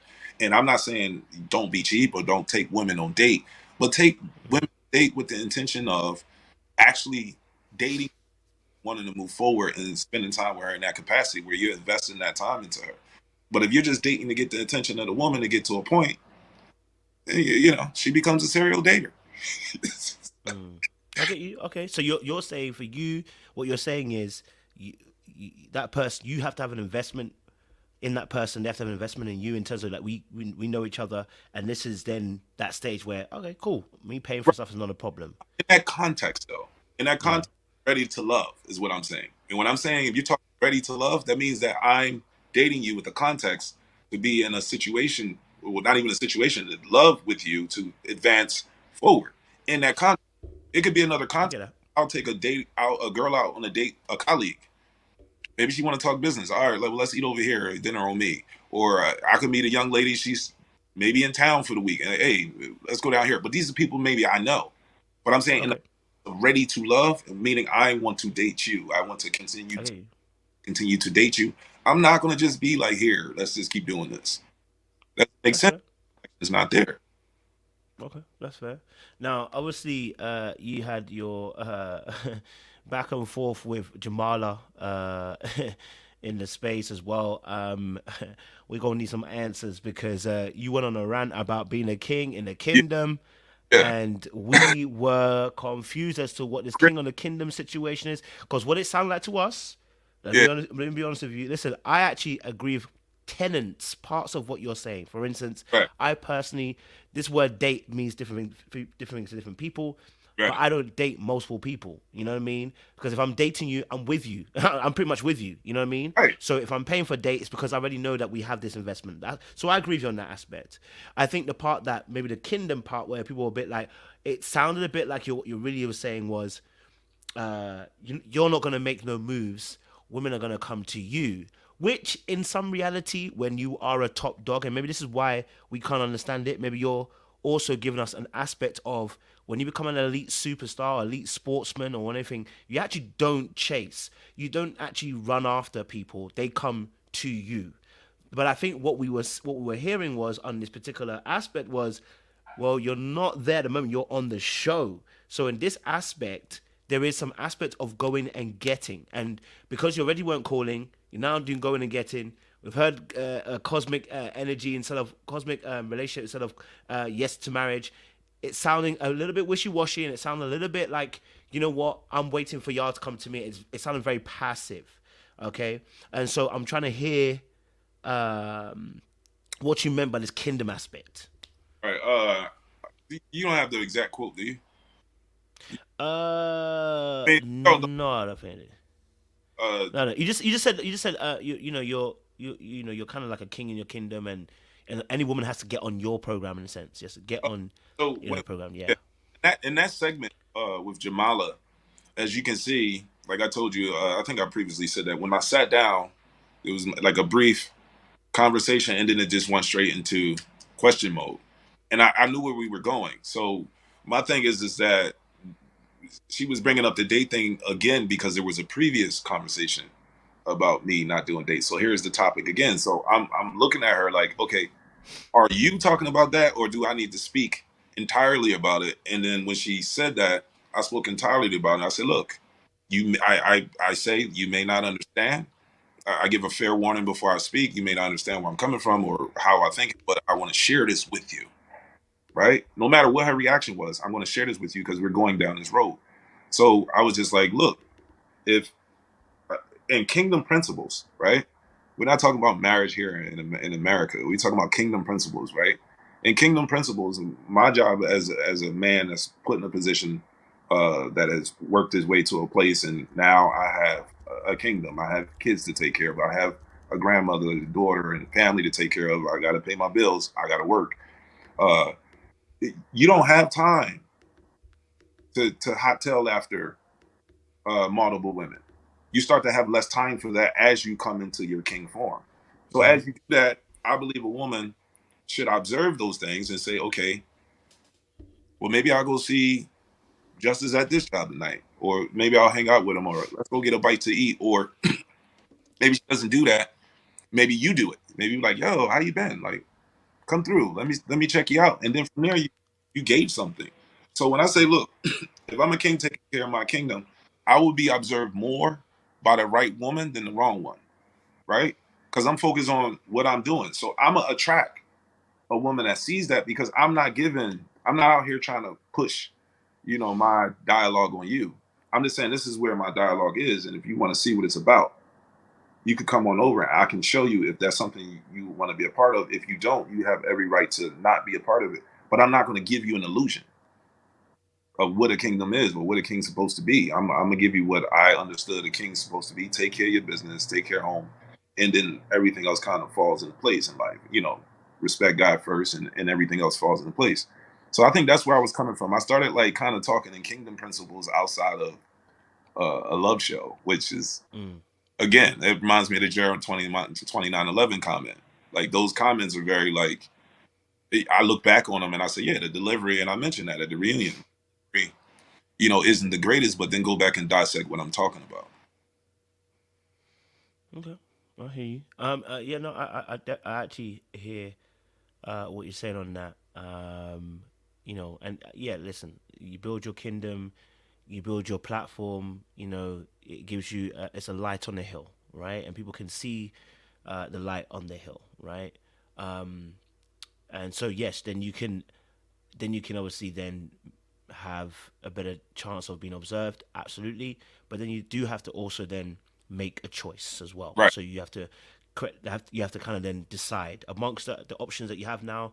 right, You now have to decide. Okay, right. so in this instance now, okay, because you're talking about kingdom, you're talking about doing holding your own, which I believe you're doing that. You've spoken about this as well. You are doing your business now. Obviously, then you have a connection with Tranika and you have with Looney. But when it Mhm. gets to Trinika's situation, she too is kingdom minded and so you're both kinder-minded, but the friends don't see you Hmm. as a straightforward person. They see you as someone who's bullcrapping, Right. right? Yeah. They Just they see you as bullcrapping. yeah. What? Why do you think they had that perspective? Why do you think they had that kind of perspective of you? Well, the perspective is because I didn't fit the mold in the conversation. There's a mode of conversation that they want to have. There's a dialogue that these two women wanted to have. The woman brought cue cards. Is that organic? It's not organic. So now I have a preconceived notion in going into this conversation of how I want it to go, and I didn't let it go the way they wanted it to go. So they had to crucify me. But what did I say? You think about it, right? Why? I don't know. You got to ask those young ladies that. But No, what I but why did you want? Because what you're saying is you want to control the narrative as well. So both no, parties are trying to control. Okay, no, okay, I go on. didn't. Yeah, I didn't want to control the narrative. I'm watching the narrative be controlled, like literally be controlled. She says it Okay, in one thing, like, "Oh, you bought cue cards? Like what is this? Like, you know what I'm saying? There's nothing wrong with it, but I'm saying that's not going to be a natural, organic conversation. So now I'm reciprocating what you're doing again. You get what I'm saying? So now you ask me a question about how I really feel about something. Instead of giving you uh the answer that maybe would have came organically, I gave the answer um that I felt was best appropriate in that moment. You get what I'm saying? Because if I have to have a conversation for it, of course you have to make plans. Of course you have to prepare yourself and do different things. But I just knew in that opportunity it was these women were supposed to be Trinika's friends. These are spiritual women, so I can speak in a dialogue where I feel as though that they can understand based on the information I'm receiving because I have this information to share. So look, ladies, I don't have a plan. You know what I mean? In 5 years, Jeremiah 29 saying, I have the plans, know the plans I have for you, plans to prosper you and, give you good life, etc. If I'm misquoting. But that where are you going to hear that? Who's gonna say that to help you understand that naturally our plans are not really that important, according to the way that God has a bigger plan. So I wanted to express that's me. That's how I feel about life. And then if you watch my sidebar, I said the conversation with Shanika Friends went high. I enjoyed it. I enjoyed it because then the girl, the young lady husband was Jewish.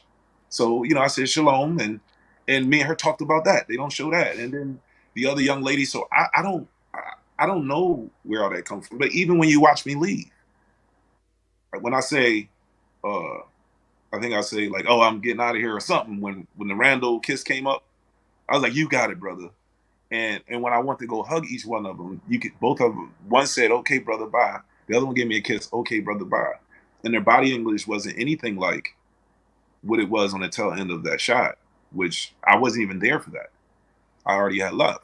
So it's just kind of like when you see that kind of stuff, you wonder what that is because why would it be so dramatic?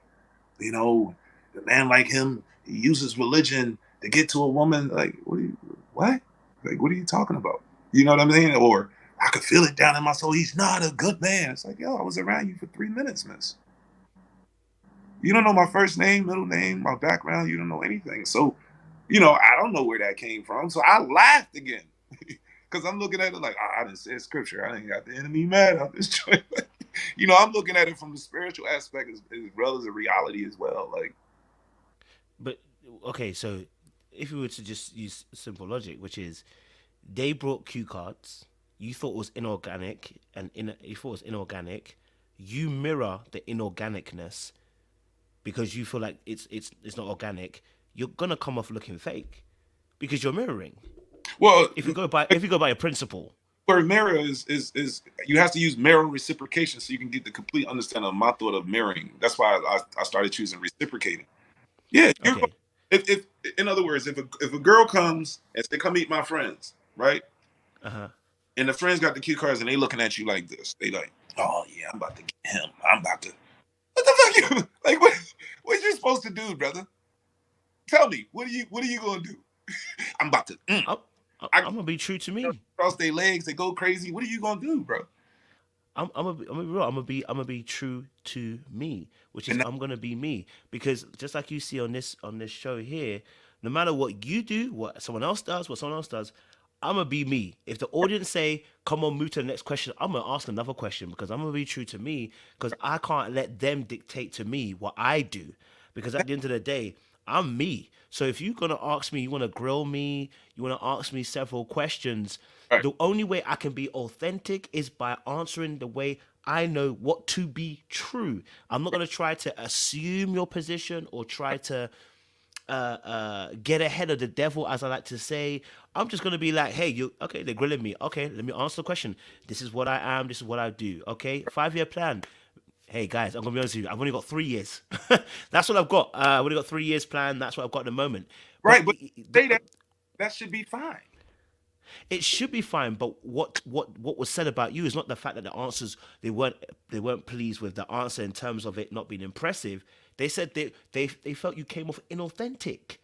Right. They felt I came off inauthentic. When you get a 2 minute conversation with a person and the conversation carries what it carried, it can come off that way because who talks like that?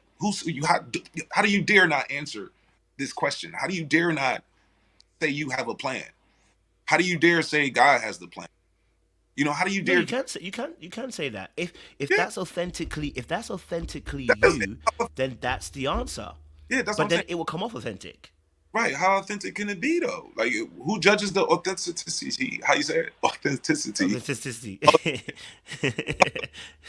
of statement. Who's the judge of that? The judge of that Mm, is when you look at the full picture of what's going on. What did the brother say to make you feel that way? Or what did he do to make you feel that way in this amount of time in real life to make you feel that way or express yourself that way on television?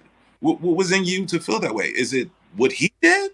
Because logically, if I think about it, how could he possibly make you feel that way? He just got here. One day conversation, you feel that. So what are you doing?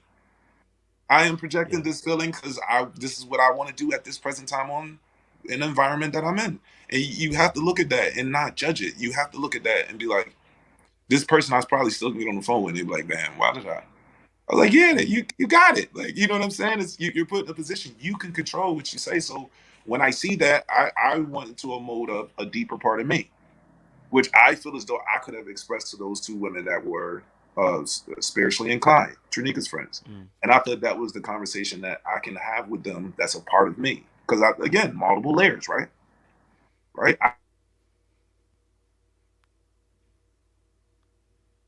I think his phone died. I think his phone died. He'll be back soon. Don't worry. His phone died on him.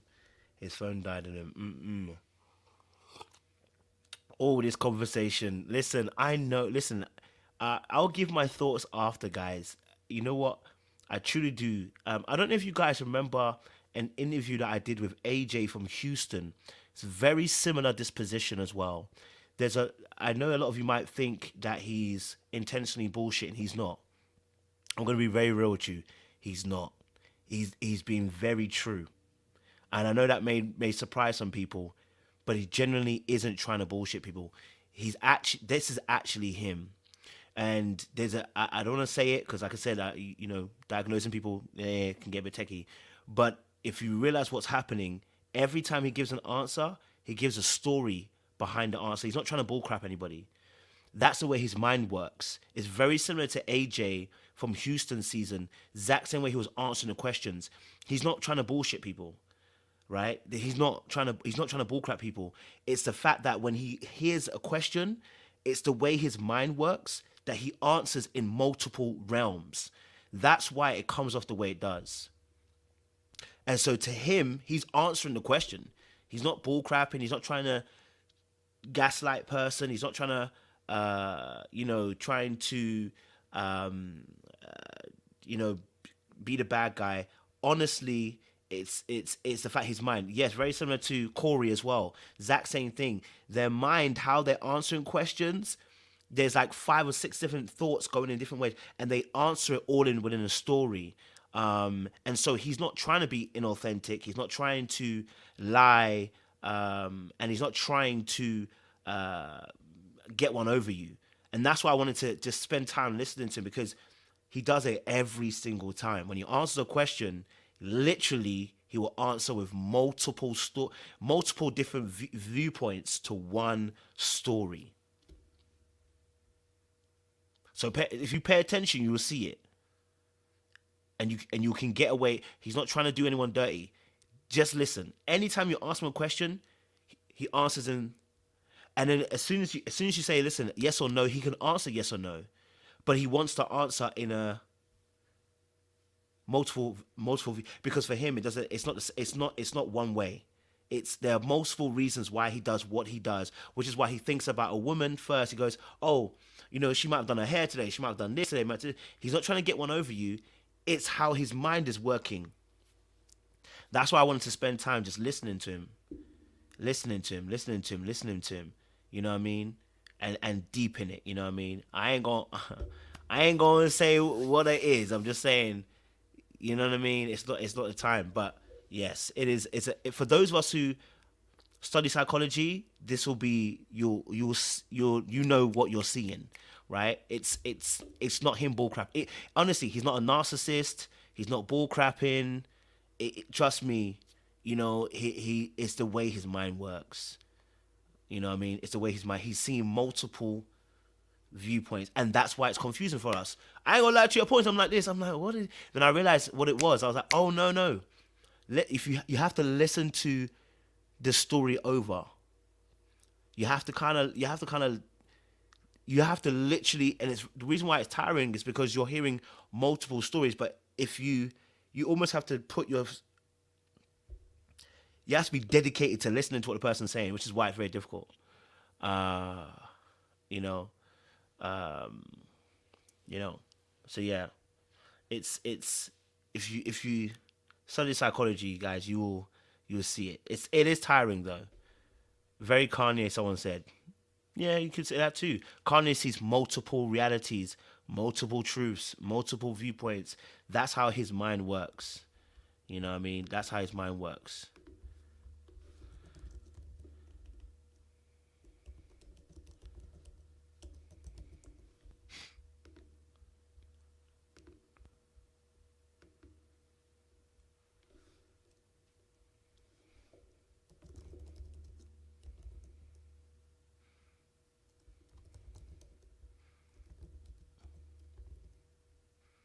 Mm-mm-mm-mm. All right. I think we'll have Justice back in a few minutes. He just messaged me now. His phone died, so should have him back in a few minutes.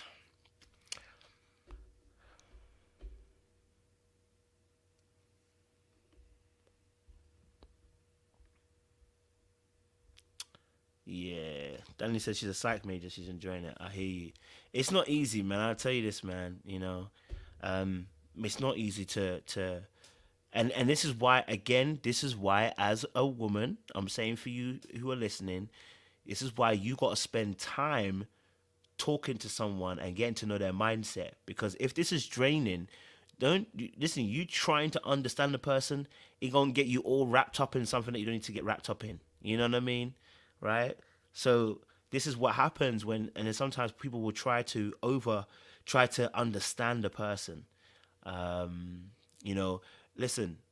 If it comes to relationship, romantic, yeah. Listen, I'll be honest with you. You got to know what you're getting into because he's thinking in multiple ways, and this can become very draining for somebody. Okay, so you if you're getting into a romantic relationship with that person, which is why I get now why everyone was, well, at least the gentleman was saying that he's a good guy. It's because you're not in a relationship with that person. When you're friends, it's different from being in a relationship. When you're in a relationship, it's slightly different. You know what I mean? So someone said he can hear more than the average person in response to everything he hears. He just responds with multiple. That's how he thinks. Okay? Yeah. So he's coming back though. He'll be coming back. His phone needs to just charge a second quickly.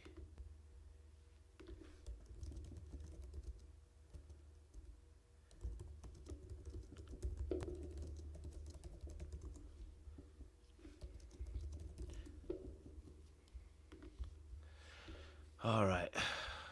Oof, baby. Boy. It's not easy. It's not easy.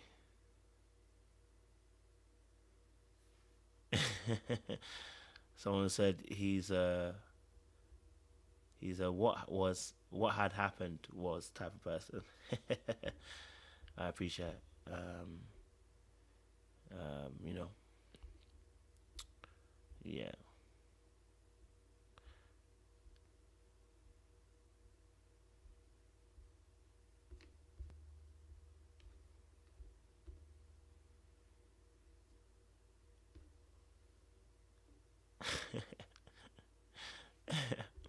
Someone said, "When am I getting jazzy up phones?" Listen, Boohoo Man is saying a lot right now. Boohoo Man is doing the business. Okay, Boohoo Man is the levels we need. You know what I mean?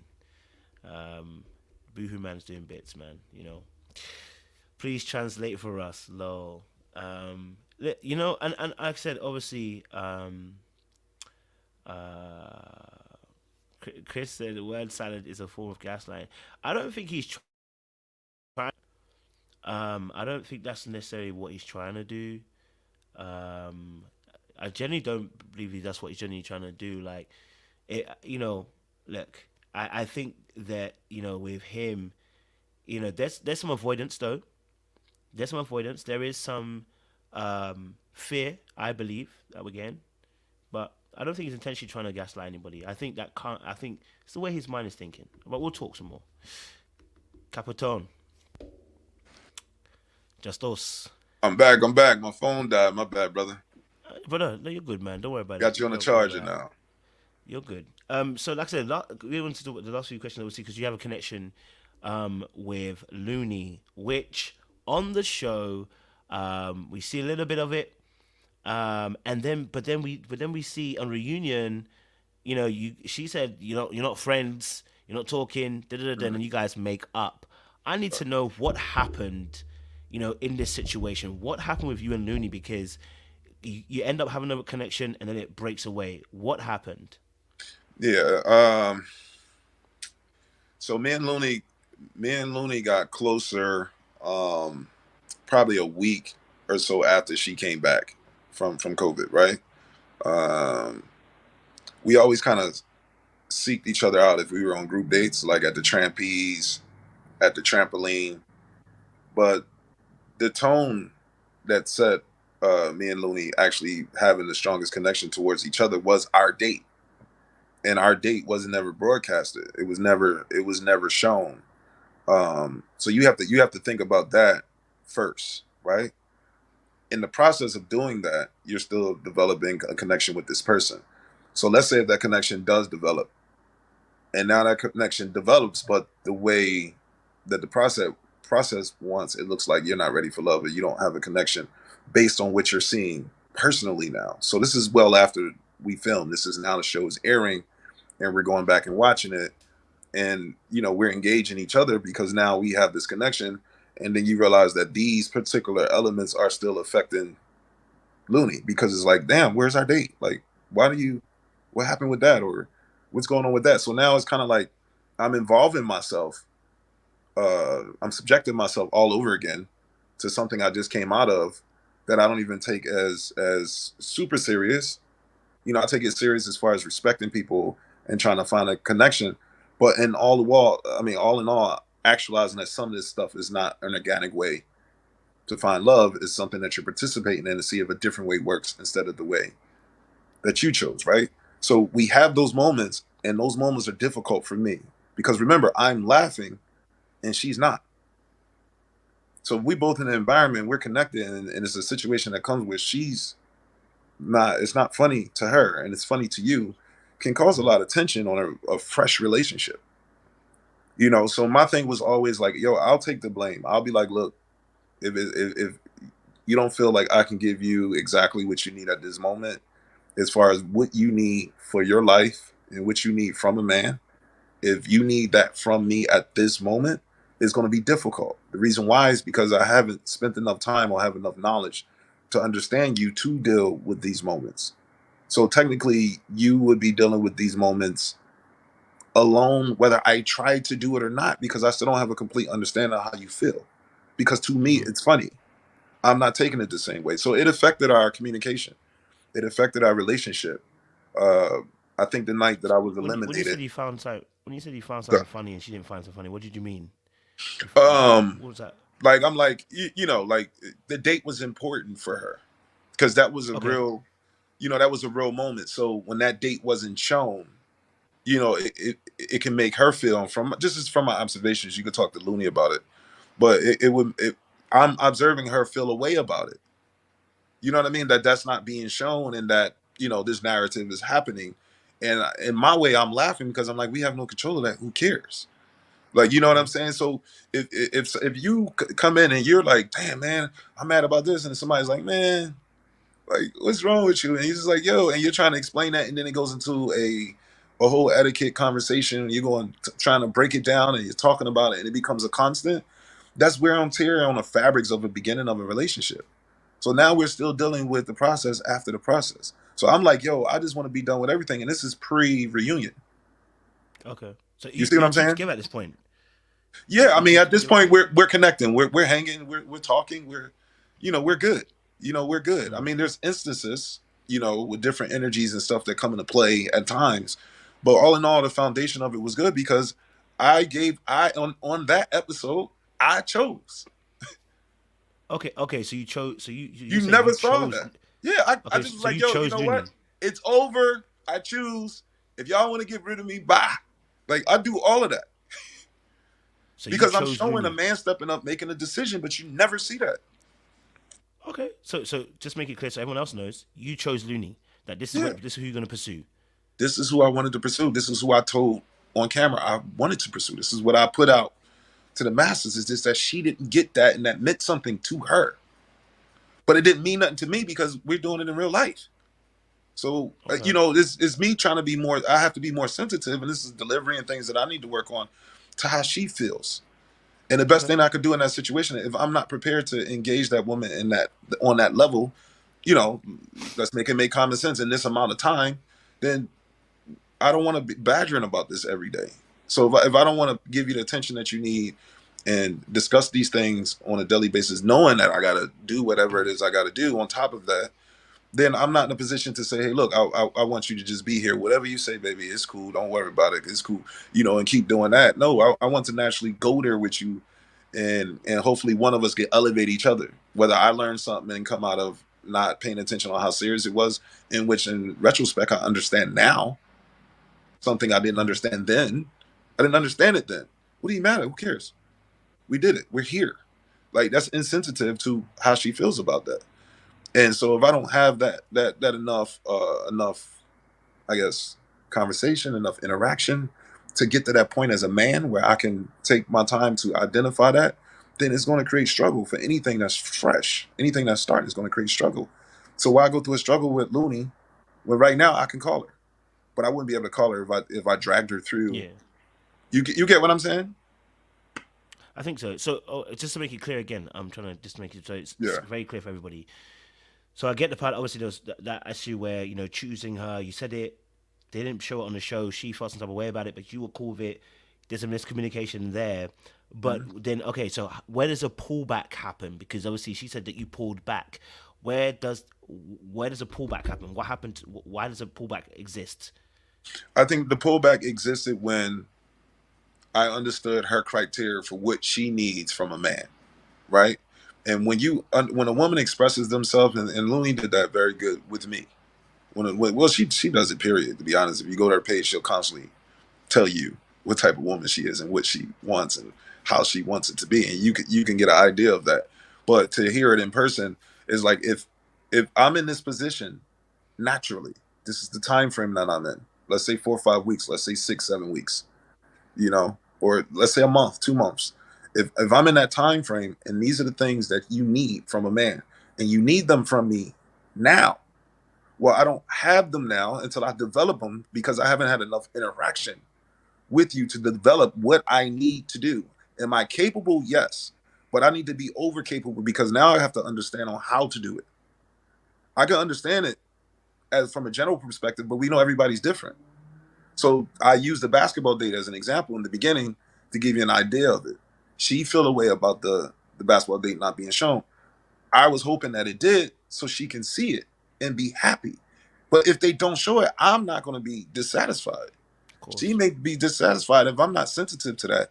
That's going to cause conflict. So yes, I pulled away. I'm like, dude, I'm waiting till all this shit is over, because I don't want to deal with it anymore. I already dealt with it.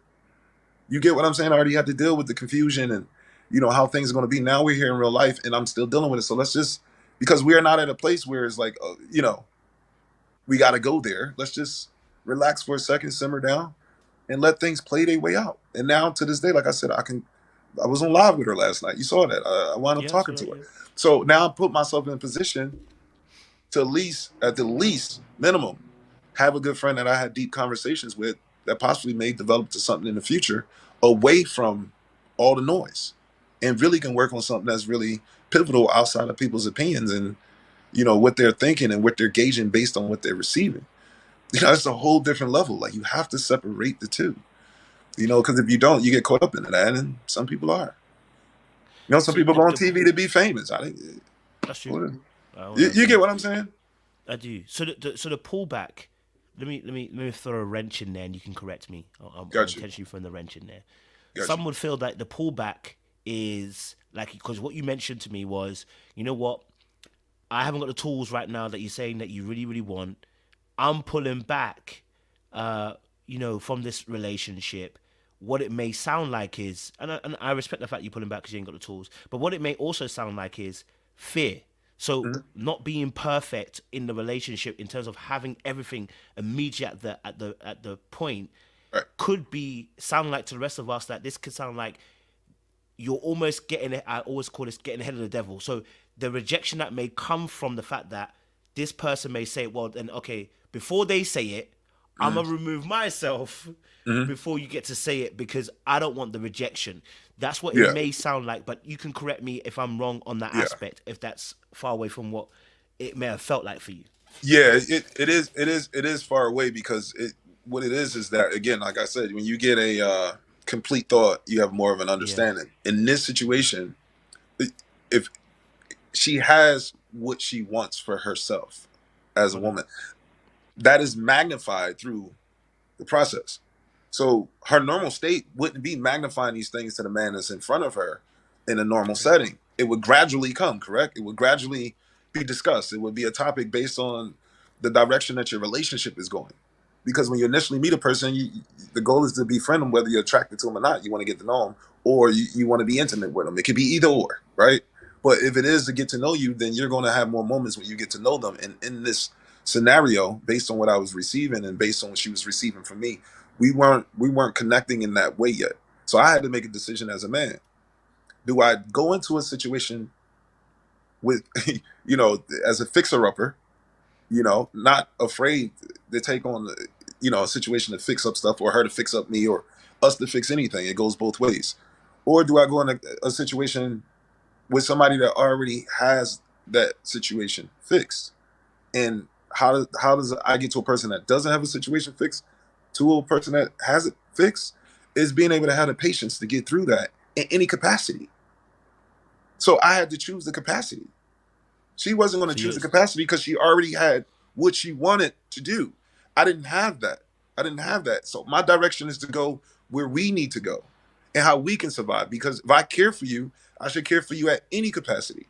And that's where it gets confused. Like, oh, well, you care for all the women. Well, am I not supposed to? Like, I didn't say I love them. I didn't say I want them. I didn't say I was like want to be in love with them or marry anybody. But should I not be loving to them, whether my intent is, if my delivery is great or not? But you have to listen to the conversation. So in real life with us, I made that decision because it was still affecting us, and it was heavy on myself. It was heavy on her, and I just thought, based on where we were, we wasn't intimate. We wasn't like super dating. We were talking and having deep conversations and spending, some quality time after the show, before the reunion. But again, the show started to air before we filmed the reunion. So by the time we got to the reunion, that situation had got to that point. But you could see, if you watched it, how long did that storm last? It didn't last long. Why? Because I knew to get up. This is a person I care about. She just ran off stage. I knew to get up and go do her whatever emotion she was feeling in that moment. I kind of knew how to cater to it to a degree because I've experienced it with the basketball. I experienced it with something else. So in that moment, you can see me. All right, you can hear me say it. All right, come on, Cameron. Like, because I'm trying to pull her away to get her out of that mode because there's so much of that energy around us. And you see by the car, you can hear me say, yo, all right, come on, cameras, follow us to the car. Wherever you guys want to go, come on. You know, you can hear me like, come on. You know, and then we have that conversation outside. And then a segment later, she's sitting next to me holding my hand, which confused everybody because everybody's like, why? Wow, why would she do that? Well, because as a man that understands her, whether I'm in a place to be with her or not, at least I'm one that understands that if she ran off the stage, I had to make sure she was okay. I get that. Okay, so You before you get what get I'm to that saying? stage, I do. So we get to the stage part, but Yeah, you kind of said some things which were kind of interesting. I think in between that, you were saying about how obviously the pullback situation, right. but then obviously as you pull back, you're talking about you've got to love the other women, and I guess I'm not sure what that means. What does Yeah, that no. mean when When you I say when I say love the other woman, I mean like treat them with love. I mean people get love is a big word. You know what I mean? It's not in a box. So yeah, love is a big word. Is a substantial amount of adjective that goes with love, like because it could be in any direction. It doesn't have to have a specific aura to it, right? So what I'm mm, saying is naturally, regardless if I had combative conversations or what, those combative conversations was with love. It wasn't with me striking you or disrespecting you because if you listen to mm, it, like I said, reciprocation. I'll get away from mirror. I'm yeah, reciprocating the energy you give me, young lady. If this is the energy, I have this too. Like I'm from North Philly, where I come from, my background, that culture, I have it. If you want to have an intellectual conversation, I have it. These are my layers as a king. If you want to talk spiritual, I have it because this is my layer.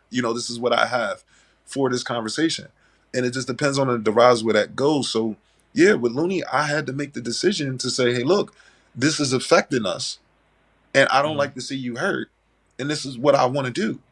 Just like you want to do so something. You know what I'm saying? okay, We both, as individuals just meeting, have to like slowly figure it out because you're talking about 43 years of existence. You're talking about 30 plus years of existence. It's a lot that's going okay, on inside of there. Like we tried to discuss earlier when you was trying to break it down. And then we both got some answers from it, some relief from it. And I'm glad you asked me those questions because I believe a lot of black men need to hear that. That nothing we good. We got to know we good. We got to accept who we are. We got to accept and step in our rightful place. We got to love the women of our tribe and the people that are in front of us. We got to put ourselves in a position of that and not make our women combative towards us and not make us combative towards our women. But knowing that our culture and what combative is, you know how it is. You could take a group of African Americans and you can put them on a corner and they can give each other like 30 types of slaps and hands and everything. You'd be like, oh, that's a gang. No, it's not. It's mm, some kids that came up with a handshake. So the perception of people in whatever culture or race you have, you shouldn't be as subjective to that. That should be a topic that you can share with people that are subjective towards you. Because then once they get a conversation in a full picture, then you're like, oh, okay. I can get why you can say that in that moment, even if your delivery was off. You clearly admit your delivery. You're human. You're wrong sometimes. Yes, I am mm. wrong a lot. You know what I'm saying? I'm not here to be right or wrong. I'm just here to learn and evolve at the pace that I'm trying. And this show was huge for me in a sense of learning oneself. Okay, I think everybody learned their flaws throughout it because at some point you're going to project something. You're going to feel Mm. something and you're going to say something. And people need to So go back and look what was said. so obviously, okay, so what you pulling back? Yeah, You saying I'm doing the best. What's the best for both of us? right. Why does Looney block you then? She blocks you on everything apart from you Yeah, I pull. mean, You know. again, you have to let a woman be a woman. A woman, if she, all right, she blocked me. Okay, well, look at the reunion situation. She ran off stage, Okay. said, "Get away from me," and then she helped me. You have to ride the wave with the woman, bruh. At one point, Okay. she might block you. Accept it. Don't just totally disregard her. All right, I'm black. I might not talk to you for a little bit. Whenever you're ready, I'm ready. You know what I'm saying? This is the direction that I want to go. You might even fight me on this direction. You might even leave me in this going in this direction. But from what I'm experiencing, this is what I feel I need to do. In return, this is what you feel you need to express on what you need from a man. You have Mm. that right. right? So Okay. we're going back and forth as two human beings expressing what we have within us and how we want to be with our mate, or how we want to be with the person we love, or how we want to be with down the line in the future. And at this point, those objectives, they don't cross barriers because there's not enough time. And when you see something disintegrating because those barriers are not being, like, those things are not being connected, what do, brother? You have to make a decision. My decision was, when all this shit over, let's get back on our vibe. But I don't want to continue to go through this if you want to feel this way and I don't feel this way and I don't understand it, and at least it is. Now me and you are arguing, and what are we arguing about again? Like, Mm. we're arguing about the same thing that I laughed at. I'm not. We're arguing about that, but that's not really the argument. The argument is me not understanding how she feels, and so that's why it took us to that reunion to for her to have that moment with me. Like, I show you, I understand how you feel. My bad. Like, come on back. When I gotta break it down, it's not nice to hear. It sounds like rejection. It sounds like I'm putting her to the side. No, it's a man making a decision. Never got rid of Looney. I never disregarded her. I just put our situation in a place that can exist based on our circumstances. So that's why Mm. I still can call her today. Like, you get what I'm saying? So right now, what is the extent of you and Looney? Are you guys together? You guys dating? No, Is it no, no. Looney exclusive? is Looney is single. Looney is I don't know if she's dating. I'm not really dating. I was really dating Okay. before the show, but Why are you not dating? I don't really date, bro. Like, I just do Okay, we're exactly what not we date. talked Sorry, about. we're not to date. Yeah. Are you having conversations with women and Oh, no, seeing where it no, can but go? yeah, yeah. No, I have Yeah. plenty of friends and conversations, et cetera, et cetera. I have more than enough of that. Like, that's at an all time So high. you're not But I'm looking. saying, from a perspective of me actually looking for a person to be Mrs. Justice, I don't have that at this moment. You're not I look. Why don't. are you not looking for that? It's not What's that the I'm look. what's the? It's not that I'm looking for that. It's just that I'm looking for a bigger picture that comes with that. The bigger picture is me looking at what God wants for my life as a man first, right? A human being on earth, and then understanding that everything that comes along with being with that is an attribute, right? Whether it's my wife, whether it's my job, whether it's my children, whether it's my home, all those are attributes to what I'm supposed to be doing as a man. So as I look more and more for that thing, I believe that that person will come along if they're not already here. You get what I'm saying? And I'm not trying to control that. I'm not trying to Okay. make that happen. I'm trying to gradually get there so then I can enjoy it. I'd rather wait to enjoy something for a long time than to enjoy something for a short time and then not have it for a long time. If that makes any sense. I'd rather be patient Okay. enough to enjoy something for a longer time than to get the quick effect of something and I'll never have it again. Because I've experienced that. We all have, right? To a degree, going back Mm. to dating girls or having girlfriend, boyfriend, or having close relationships. We've all experienced that. So what do you do next? Do you keep continue with the same behavior, woman after woman, guy after guy, and think you're going to get a different result? That's the definition of insanity. You can't do the same thing over and over again and think you're going to get a different result. It's going to be the same result. So try something different. And in this case, I looked at our situation. I said, look, I'm gonna pull back because the intensity of the show for me is laughter. For you is, that's something you care about. You care about that scene. I too care about that scene. And right after that conversation, I went online. I added everybody. Come on, Oprah and Own, can we get it on YouTube, please? Like, people don't know Hmm. what I'm dealing with personally. I'm like, yo, show the scene because I know she would like to see it. Not that it meant that much to her, but in the moment of that, yes, she would like to see herself in that scene being told that she's chosen, like every other woman on the show. She didn't get that, and it affected her, and it was affecting us. But that So can't be the reason. That's not the sole reason why you guys not together. Like you no, explained, it was it's strictly just me, man. It it's part. man, it was strictly me, man. It was strictly me observing things and saying, hey, look, I think we'll be better off this way if because of all of this. I'm not But why saying didn't you try? Why didn't you try to make those? Because surely it's within your remit. It's within your skill range. right. Why didn't you say, "Listen, I'm going to work on those things. Let's move together." Well, this That's is what I was thinking. this is Yeah. the thing. It can get deeper, but that's her personal business. You know what I'm saying? It's also attributes of being able to operate within each other, right? You have the environment you're dealing with, and then you operate within each other. Like, you could say, oh, the world is the environment, but for our environment, it was, let's say, Ready to Love. Okay. and ready love was part of our environment, and obviously we're going to tune in to see ourselves, like, or to see our castmates. So if those things are affecting you and affecting our environment at that particular point, I have the choice to make a decision and say, hey, look, I want to get out of this environment so that we can gradually get to the place that's necessary of what I know your criteria You can get is. to. Yeah. I can't get there in this environment. I know that. I know this is Okay. affecting you. So can you get in? Yeah. Can you get there in this? Can you get there? Can you get there now in this environment? Because now the show done. Yeah. The show done. Show Reunion done. pass. Right. So can this now be the fertile ground that you're going to now work with to get to that space? If two people are involved, and it goes back to my Cadian date, right? When she says, we have a problem. And I said, no, you have a problem. I never said I had a problem with you. No, I'm not saying Looney has a problem, but what I'm saying is it's going to take two of us to have that mindset for that to work. On my end and her end, without saying anybody's end is that. Without saying what it specifically is, you're saying right. What I'm hearing you say is, you're willing. Are you saying you're willing to try, but you're saying that necessarily might not be the position of the other person? Is that what you're saying? Right. What I'm saying is both people have to have the same mindset in order to try it, and I feel like our mindsets are not the same. So are you willing to try? Without the proper mindsets, no. Like that's not going to work. Okay, so you're willing to put the work in to get the mindset. Oh yeah, for sure. We're already doing that. Okay, so then you're not then it's not you. Then what you're really saying is I'm not saying it's not me. It was me to decide to not have it. So the decision is on me. I'm taking the blame. She didn't. I'm not saying that I rejected her or she rejected me. I made a decision to step away, and she's in Atlanta right now. Doing her thing, being a Delta flight attendant, doing what she God-given needs to do based on her timeline of what I understand about her. Is a great opportunity, financially, traveling, where she's at in life is pretty good. Her son is well taken care of. She's a phenomenal woman.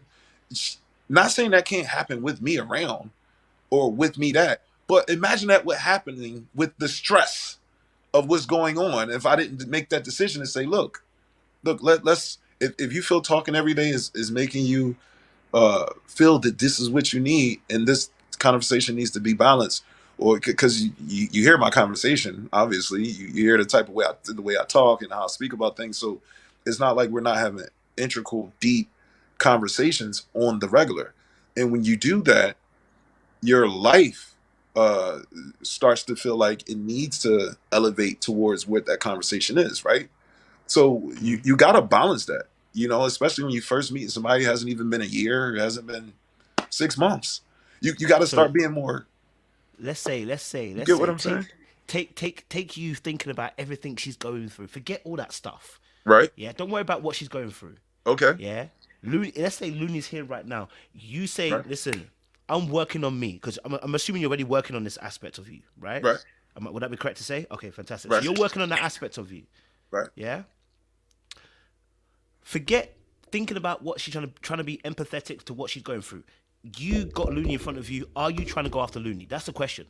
Well, I don't. Yeah, but I don't have to go after something I already went after.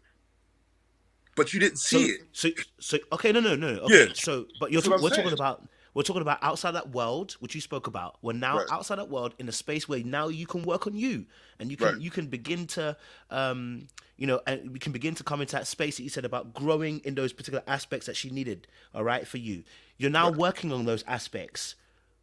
What is stopping you now from just saying, okay, Looney, I'm working on it. Let's go. Because forgetting all the noise around you, we're now in that space where we can be in that place now.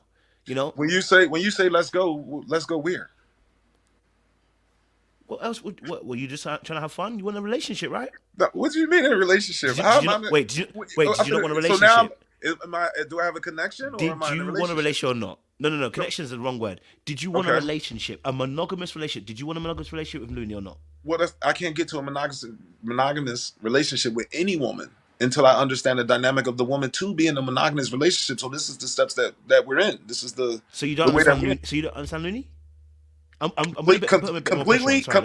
Completely never. She's a Gemini, but I do have some concepts, probably more than others, because I spent time with her and I had a great conversation with her. So I probably do know some things, but I don't completely understand her.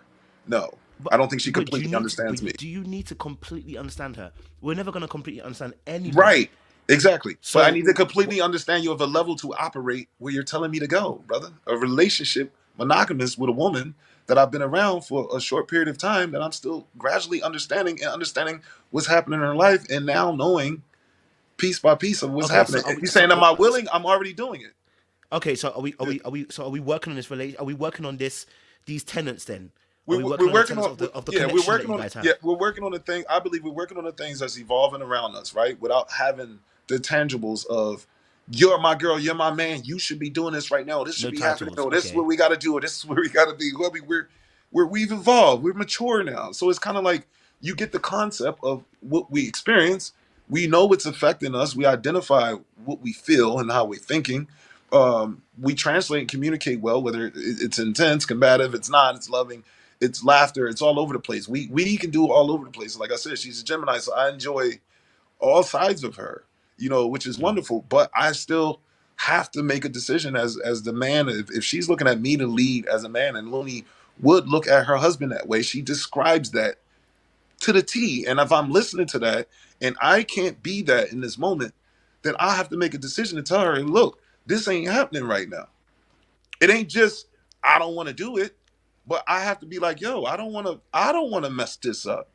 If this is messing it up by not doing it this particular way, then I'd rather take that risk than to take the risk of me knowing I'm not capable of doing this right now and still deciding to give her those affirmations that, yes, I want to be with you for the rest of my life. I want to marry you and this and that. Because in the end, if that doesn't happen, that's more of a token and a pain on you that I've experienced before. You get what I'm saying? So I experienced those moments as a man. It's for me to evolve.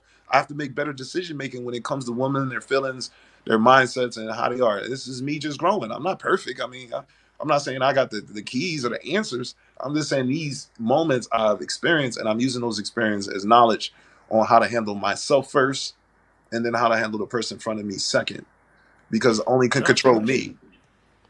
Right. Let me ask a question, slightly aside from the Looney situation. Okay. Okay, how would your exes describe you? How would How they would describe you? How would they describe you in a relationship? How would they describe? How do you feel they would describe you? Yeah, but that would be that's such a difficult question. Even though it's simplistic, that's just such a Mm. difficult question because you would have to really talk to the ex and find out what place is she at, because she might at one point, if she's hurt, she might have traumatic experience that she wants to explain. If she's over those traumatic experience, she might look at the good that has happened from that experience and talk good.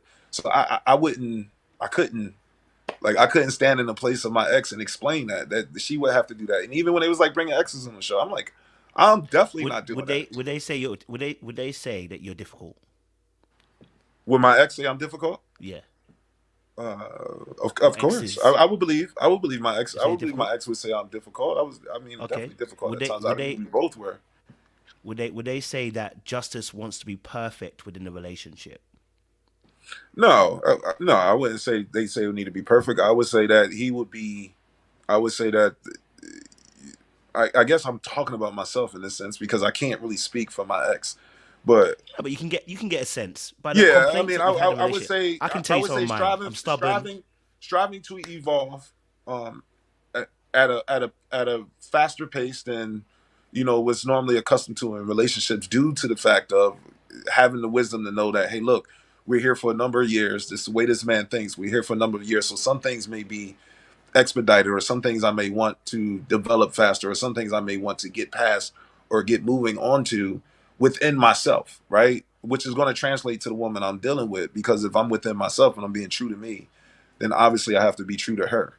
So she could say, oh, this is difficult, but what an example would be, let's say, you know, if my ex had, two beautiful sons, right? They had a father. I would come in as stepfather, and I'm like, got to get them signed up for activities, Mm. like now, like this weekend, right? And she could be like, okay, cool, but our schedules, I got to work, whatever, we got to figure all this out. Well, she could be like that, but I could be like, no, it has to happen right now. Why? Is because I see something as a man in young males that maybe she not seeing in that moment, and I'm just giving you an example of something, and I'm Okay, like, yo, yeah. they need to be active because these boys gonna be off the wall in the condo. Like, you know, they're gonna be. I gotta get them. I gotta tire them out after school. Like, I gotta have something. The weekends, I gotta keep them active because I know that's what I needed as a kid, to be active in positive sports. Otherwise, I'm gonna get involved in the wrong things, right? So you could look at that and say, hey, look, that, you know, that could come off as difficult and demanding. But when you think about it, is it? Like, you break it down, it's like, nah, the brother just trying to provide activities for these boys because he know what it can lead to because he is a man. You know, and that could become an argument. Like, hey, these are my kids. I don't want, you know, it could lead to any of that. I'm not saying that it did with her. I love my ex. I haven't spoken to her in a while, but if she comes across this, I love her. I love the boys. So again, somebody could come to me and say, what's my perspective on her? And I would say, I love her. She's a beautiful woman, but she's where she's at. I'm where I'm at in life and love the kids. And I can say that, and then you can go talk to her, and it can be total opposite. So which one is true? It's just based on where the person it's not is. necessarily about true. It's rather more, I wanted to kind of see what would be your perspective of self-awareness in terms of how people are perceiving you. Because we all have characteristics. I know some of the positives and some of the negatives. I don't know everything. But I know some of the positives, some of the negatives. I know that I can be stubborn. I know that at points in time I can be hard to deal with. You know, I can sometimes emotionally detach. I can tell you that at points in time, you know, I want to go my own way. So there are different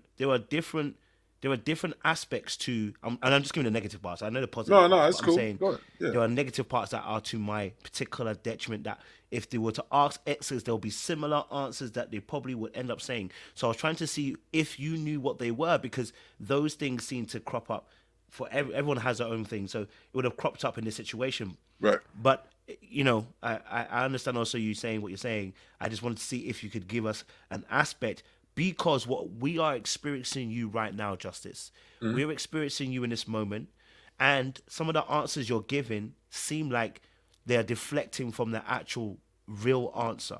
I'm not saying that yes, necessarily do not all the way through, but I'm saying there are some aspects of your answers which seem to be deflective.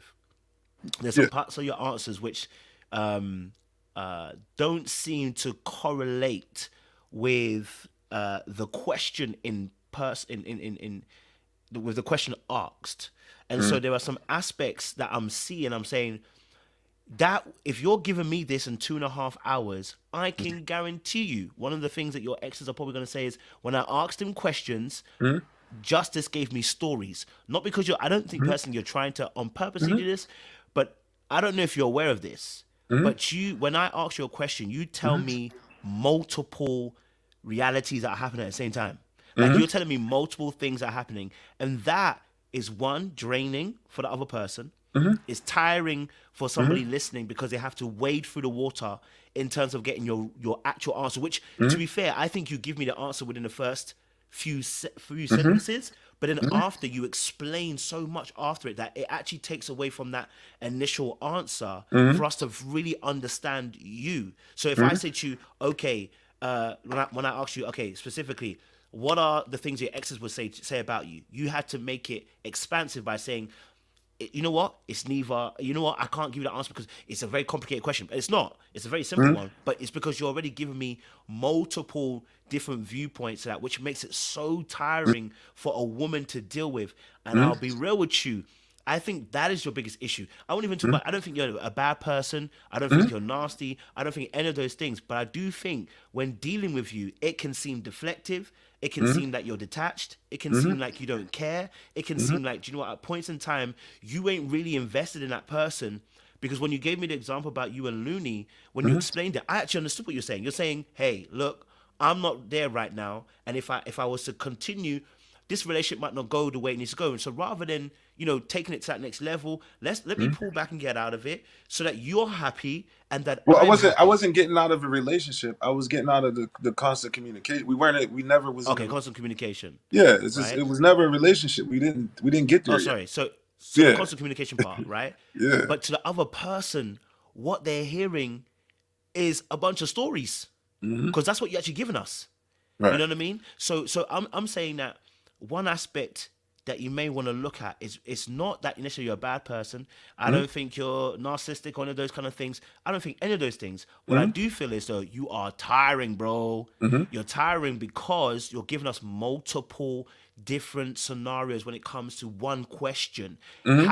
Has anyone ever said that to you? Has any ex ever said to you, listen, Justice, I'm trying to hear you, but you're giving me so many different stories, I can't hear what you're actually telling me. Have you ever Well, heard it's that not. before? I mean, I could take that back to my first grade teacher. I mean, what you're saying is that I'm elaborating on on a question. So your question was, what would your ex say? To me, I don't have an answer for that because my ex would have to say that. I cannot speak for my ex. I get you're not being literal. You're just saying, what do you think your ex would say about you? But then I have to explain why I'm responding the way I'm responding, and then I go to tell you, hey, look, I, I can't answer that question because she could say it was great, and she could say it was bad. It depends on where she is mentally. So I can't really answer, but what I can say is I can give you some bad qualities in which I broke down with the kids that could be demanding or and then I can give you some good qualities. So in retrospect, I'm completely answering your question. If it's tiresome for a woman, then what happens? You stop getting So asking all these questions. You know what I mean? Like, so I think that's a beautiful example. Again, I want to let you know yeah, that I'm not saying you're yeah. But a bad I'm person. just I going want to back make to sure that. that because you Yeah. said it. Yeah, Yeah, so I just want to yeah. say that I'm with you. I'm working with you. So I'm saying, so like you're explaining something, but there's an over elaboration. Right, When that over elaboration happens, we miss what you're really trying to say. right, Like my face is like always like this because I'm really trying to pay attention. I don't want anything else to interrupt what you're telling me because you're telling me your truth, and I want to hear your truth. And so right. what's happening is aspects of the answer are lost How, within lo- the how, lo- story. It's making how long did this go, man? We had 2:40 now. You go 3 hours? you listen. We can go five. We need to go five. No, We can no, go. We no. can go there. 20 You more you say minutes, you and man. Caden can go. You can say Go you can. ahead, Okay, go 20 ahead. minutes. So That's go ahead. I'm fine. sorry. I That's didn't fine. mean to cut you off. I'm just No, you're looking good. at You're it. good. I Yeah, know your time is important, so I appreciate that. yeah. And so I want to bring that awareness to you, right? Mhm. That I think the biggest issue that we're facing here with you is not that you're bad, not that you're rude, not that says, but there Right. are aspects of which you're not seeing. So this over elaboration makes it very hard for people to actually understand you because the answer we're looking for is give us a straight thing. Yours is give us a little bit and then you explain a story which is trying to explain how it works in your mind, but how it works in your mind is not how it's being received to us. Right. Right? So, and I think you just did it, give us a great example before this point when you spoke about the first grade teacher situation. You explained a whole grand aspect of the story which we didn't need. It's an over elaboration. So then it loses its essence of what your answer is. So if I say Justice is a sky blue, Justice should just tell me the sky is blue. But Justice will tell me the sky is blue. But I want to let you know there's some clouds in there and the sun is also going to come out. And I'm going to let you know it could rain as well. So you're giving us so much information that now the real answer we're looking for is the sky blue? Yes, it's blue. But now we're getting the clouds, the sun, and it's a lot to deal with. And I'm saying, sir, this is where women are going to suffer with you in a major way. They're going to find it hard to deal with. So, and that's why I asked you, has anyone ever said that to you? And I think you didn't say that about your first grade teacher. That's what I wanted to just highlight. Since first grade, it's no big deal about being elaborate. But you said something key. All that very short thing you said. I was listening. Okay. You said we're asking you questions that you're not giving us the answer we're looking for.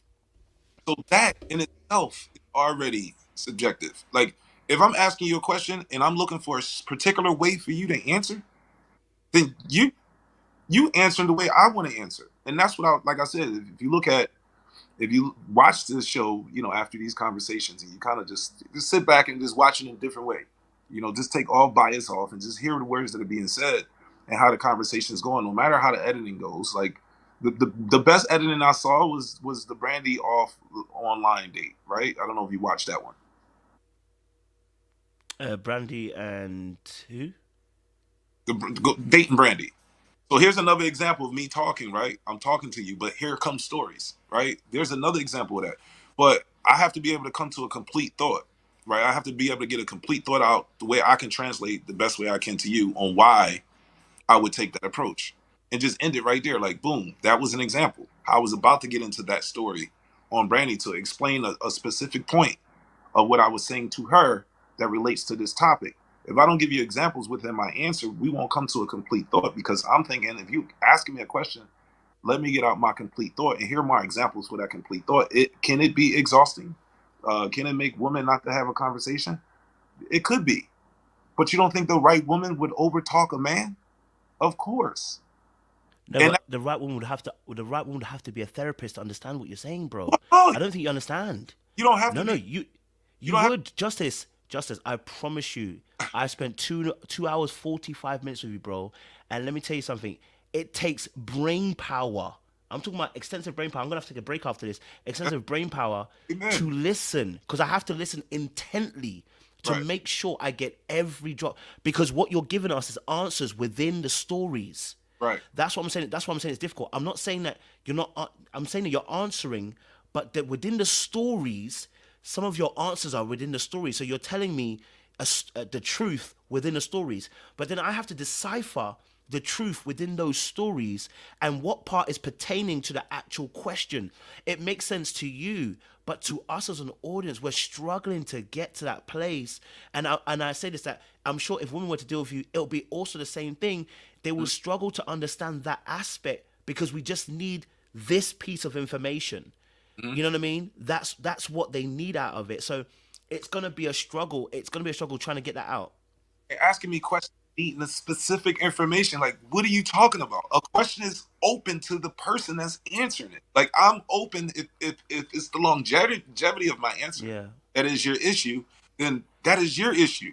But I should be open to subjectively answer a question the way I want to answer it, not specifically the way you want me to answer it. If that's the case, then you're going to answer your own question. And that is the perception and the projection of the audience. They're answering their own Why questions. do you think we're projecting?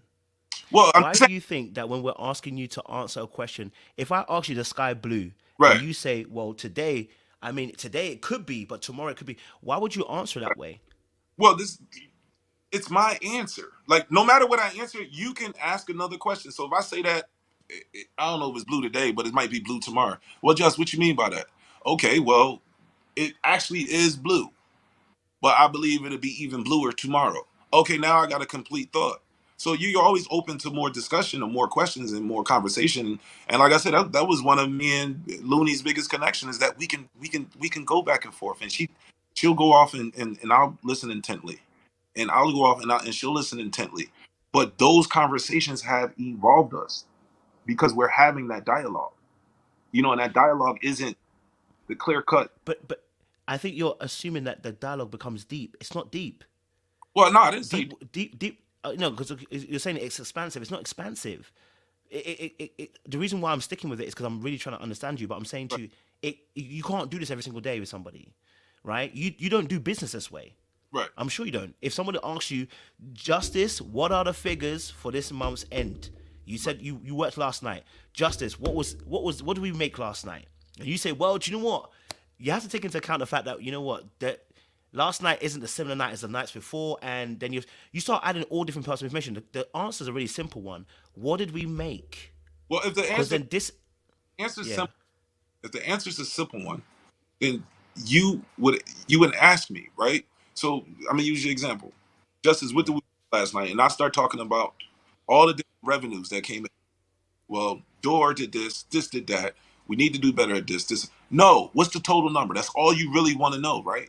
That's all you really want to know. Well, I'm giving you my answer. We're going to get there, but I'm giving you my answer of, so it could be completely broken down so that you know where each revenue came from to get this total revenue, because I feel as though if you're asking me about revenue, then I'm going to give you the total picture of it. And that's my answer. Now, if you don't want to ask me questions, that's why I said the coin term, justice is justice. Maybe I am tiring, as you said, but I'm okay with that. That's not gonna. I don't think it's affecting anything, because now I've witnessed being able to do it with a person I can do it with. You don't have to be a therapist for that. It's got to be a person that's willing to do that. In retrospect, you're a man, I'm a man, and this is your platform, and you've done it. Yeah, because because somewhat of a what we call a counseling spirit. That's not everybody. Right. And I couldn't do that in a relationship. That would be draining. Because Right. this is for 2 hours, 45 minutes. We may not talk on this level again and this level of depth for a long time. Well, we may Right. do. We don't even know, Right. right? We never know what God Right. has planned But for it's us. lit. It's So, gonna be lit all year. you know what I mean? Yeah. Yeah, we never know what God can do. Too much. So say again. It's too much information. That's what I'm saying. Yeah, so I'm saying, so it becomes too much information. So what I'm saying to you is not. I don't think you're bullshitting us. I'm just saying, you may want to sit down with this particular aspect and look at the fact that you may be giving us way too much information Mm-hmm. when you're answering a question. But then you do something really interesting. Rather than taking that on board, you say that no, you're saying that we're projecting, and that's what I'm saying to you now. Then I have to combat that and say no, we're not. We're trying to let you know that how you're being perceived, and it's being perceived across the board. It's everyone, not everyone, but most of us who are in this chat right now are receiving you is when you answer a question, we go and get stories and then we get lost and then we don't get an answer. So imagine how frustrating it is if we ask a question. If you ask a question, how do you feel about Looney? You say, well, before I can answer that question, I've got to let you know. It's like, okay, bro, we just need to know how you feel about Looney. That's it. Right. But You know what I mean?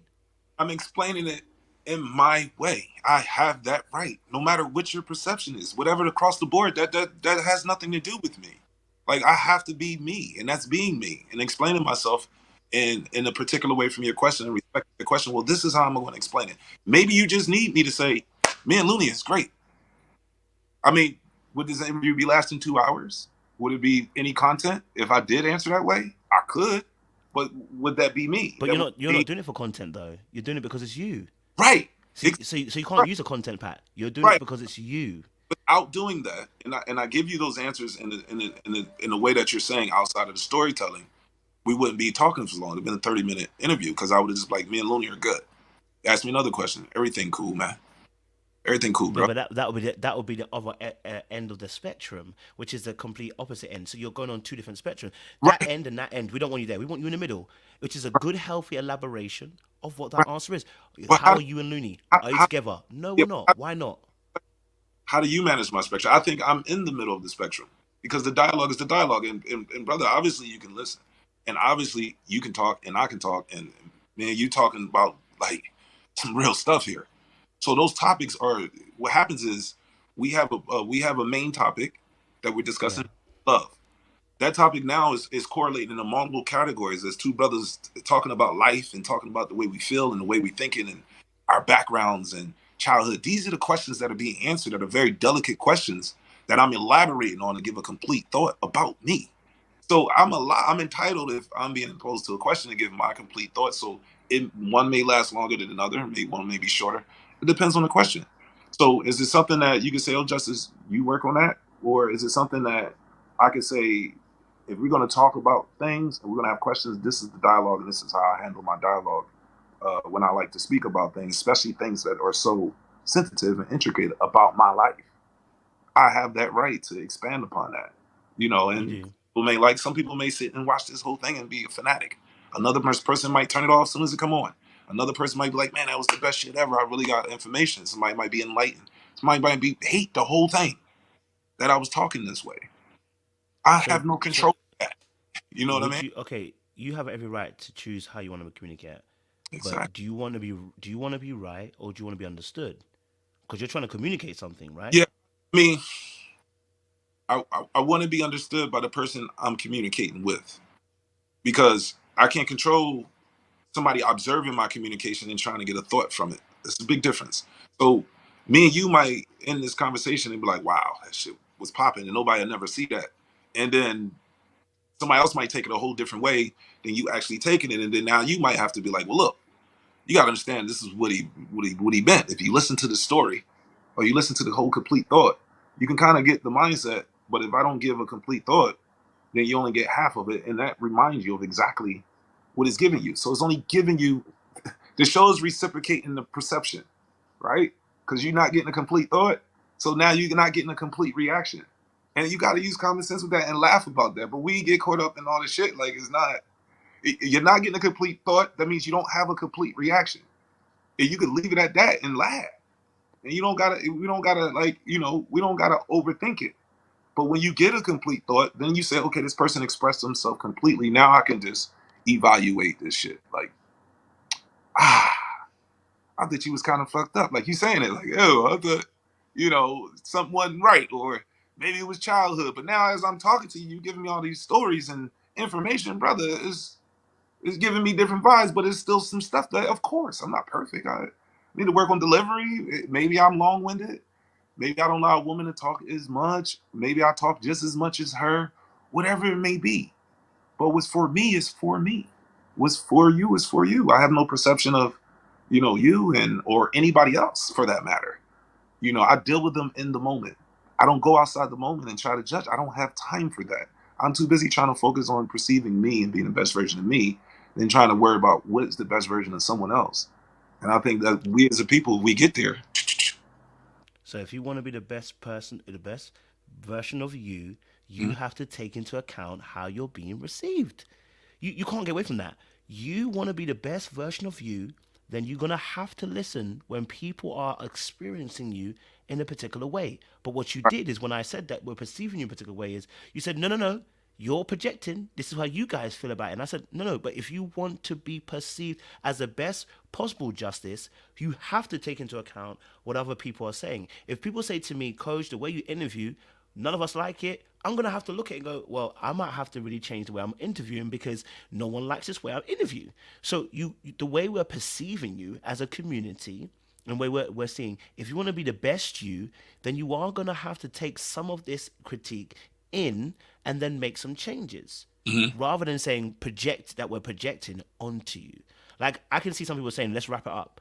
We've got 5 minutes because you give me 20 minutes. I'm going to take my time because that's me, right?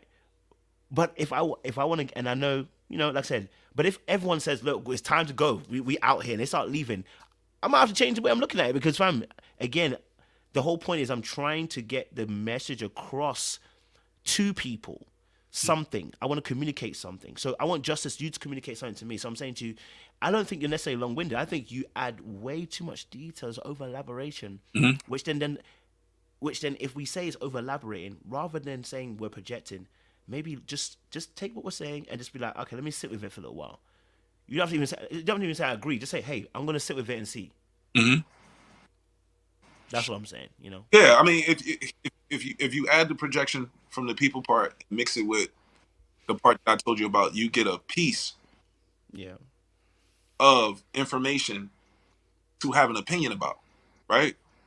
So it becomes a projection because now you only have a piece of the information and it's not a complete thought. So what I'm doing now is that I have complete thoughts where you can perceive me how you want to perceive me. I've now given you a complete thought. I've now given you 3 hours of conversation. I've now given you people opportunity that want to care about seeing what's up with Justice and understanding what he's talking about. I've now given you that, is what I'm saying.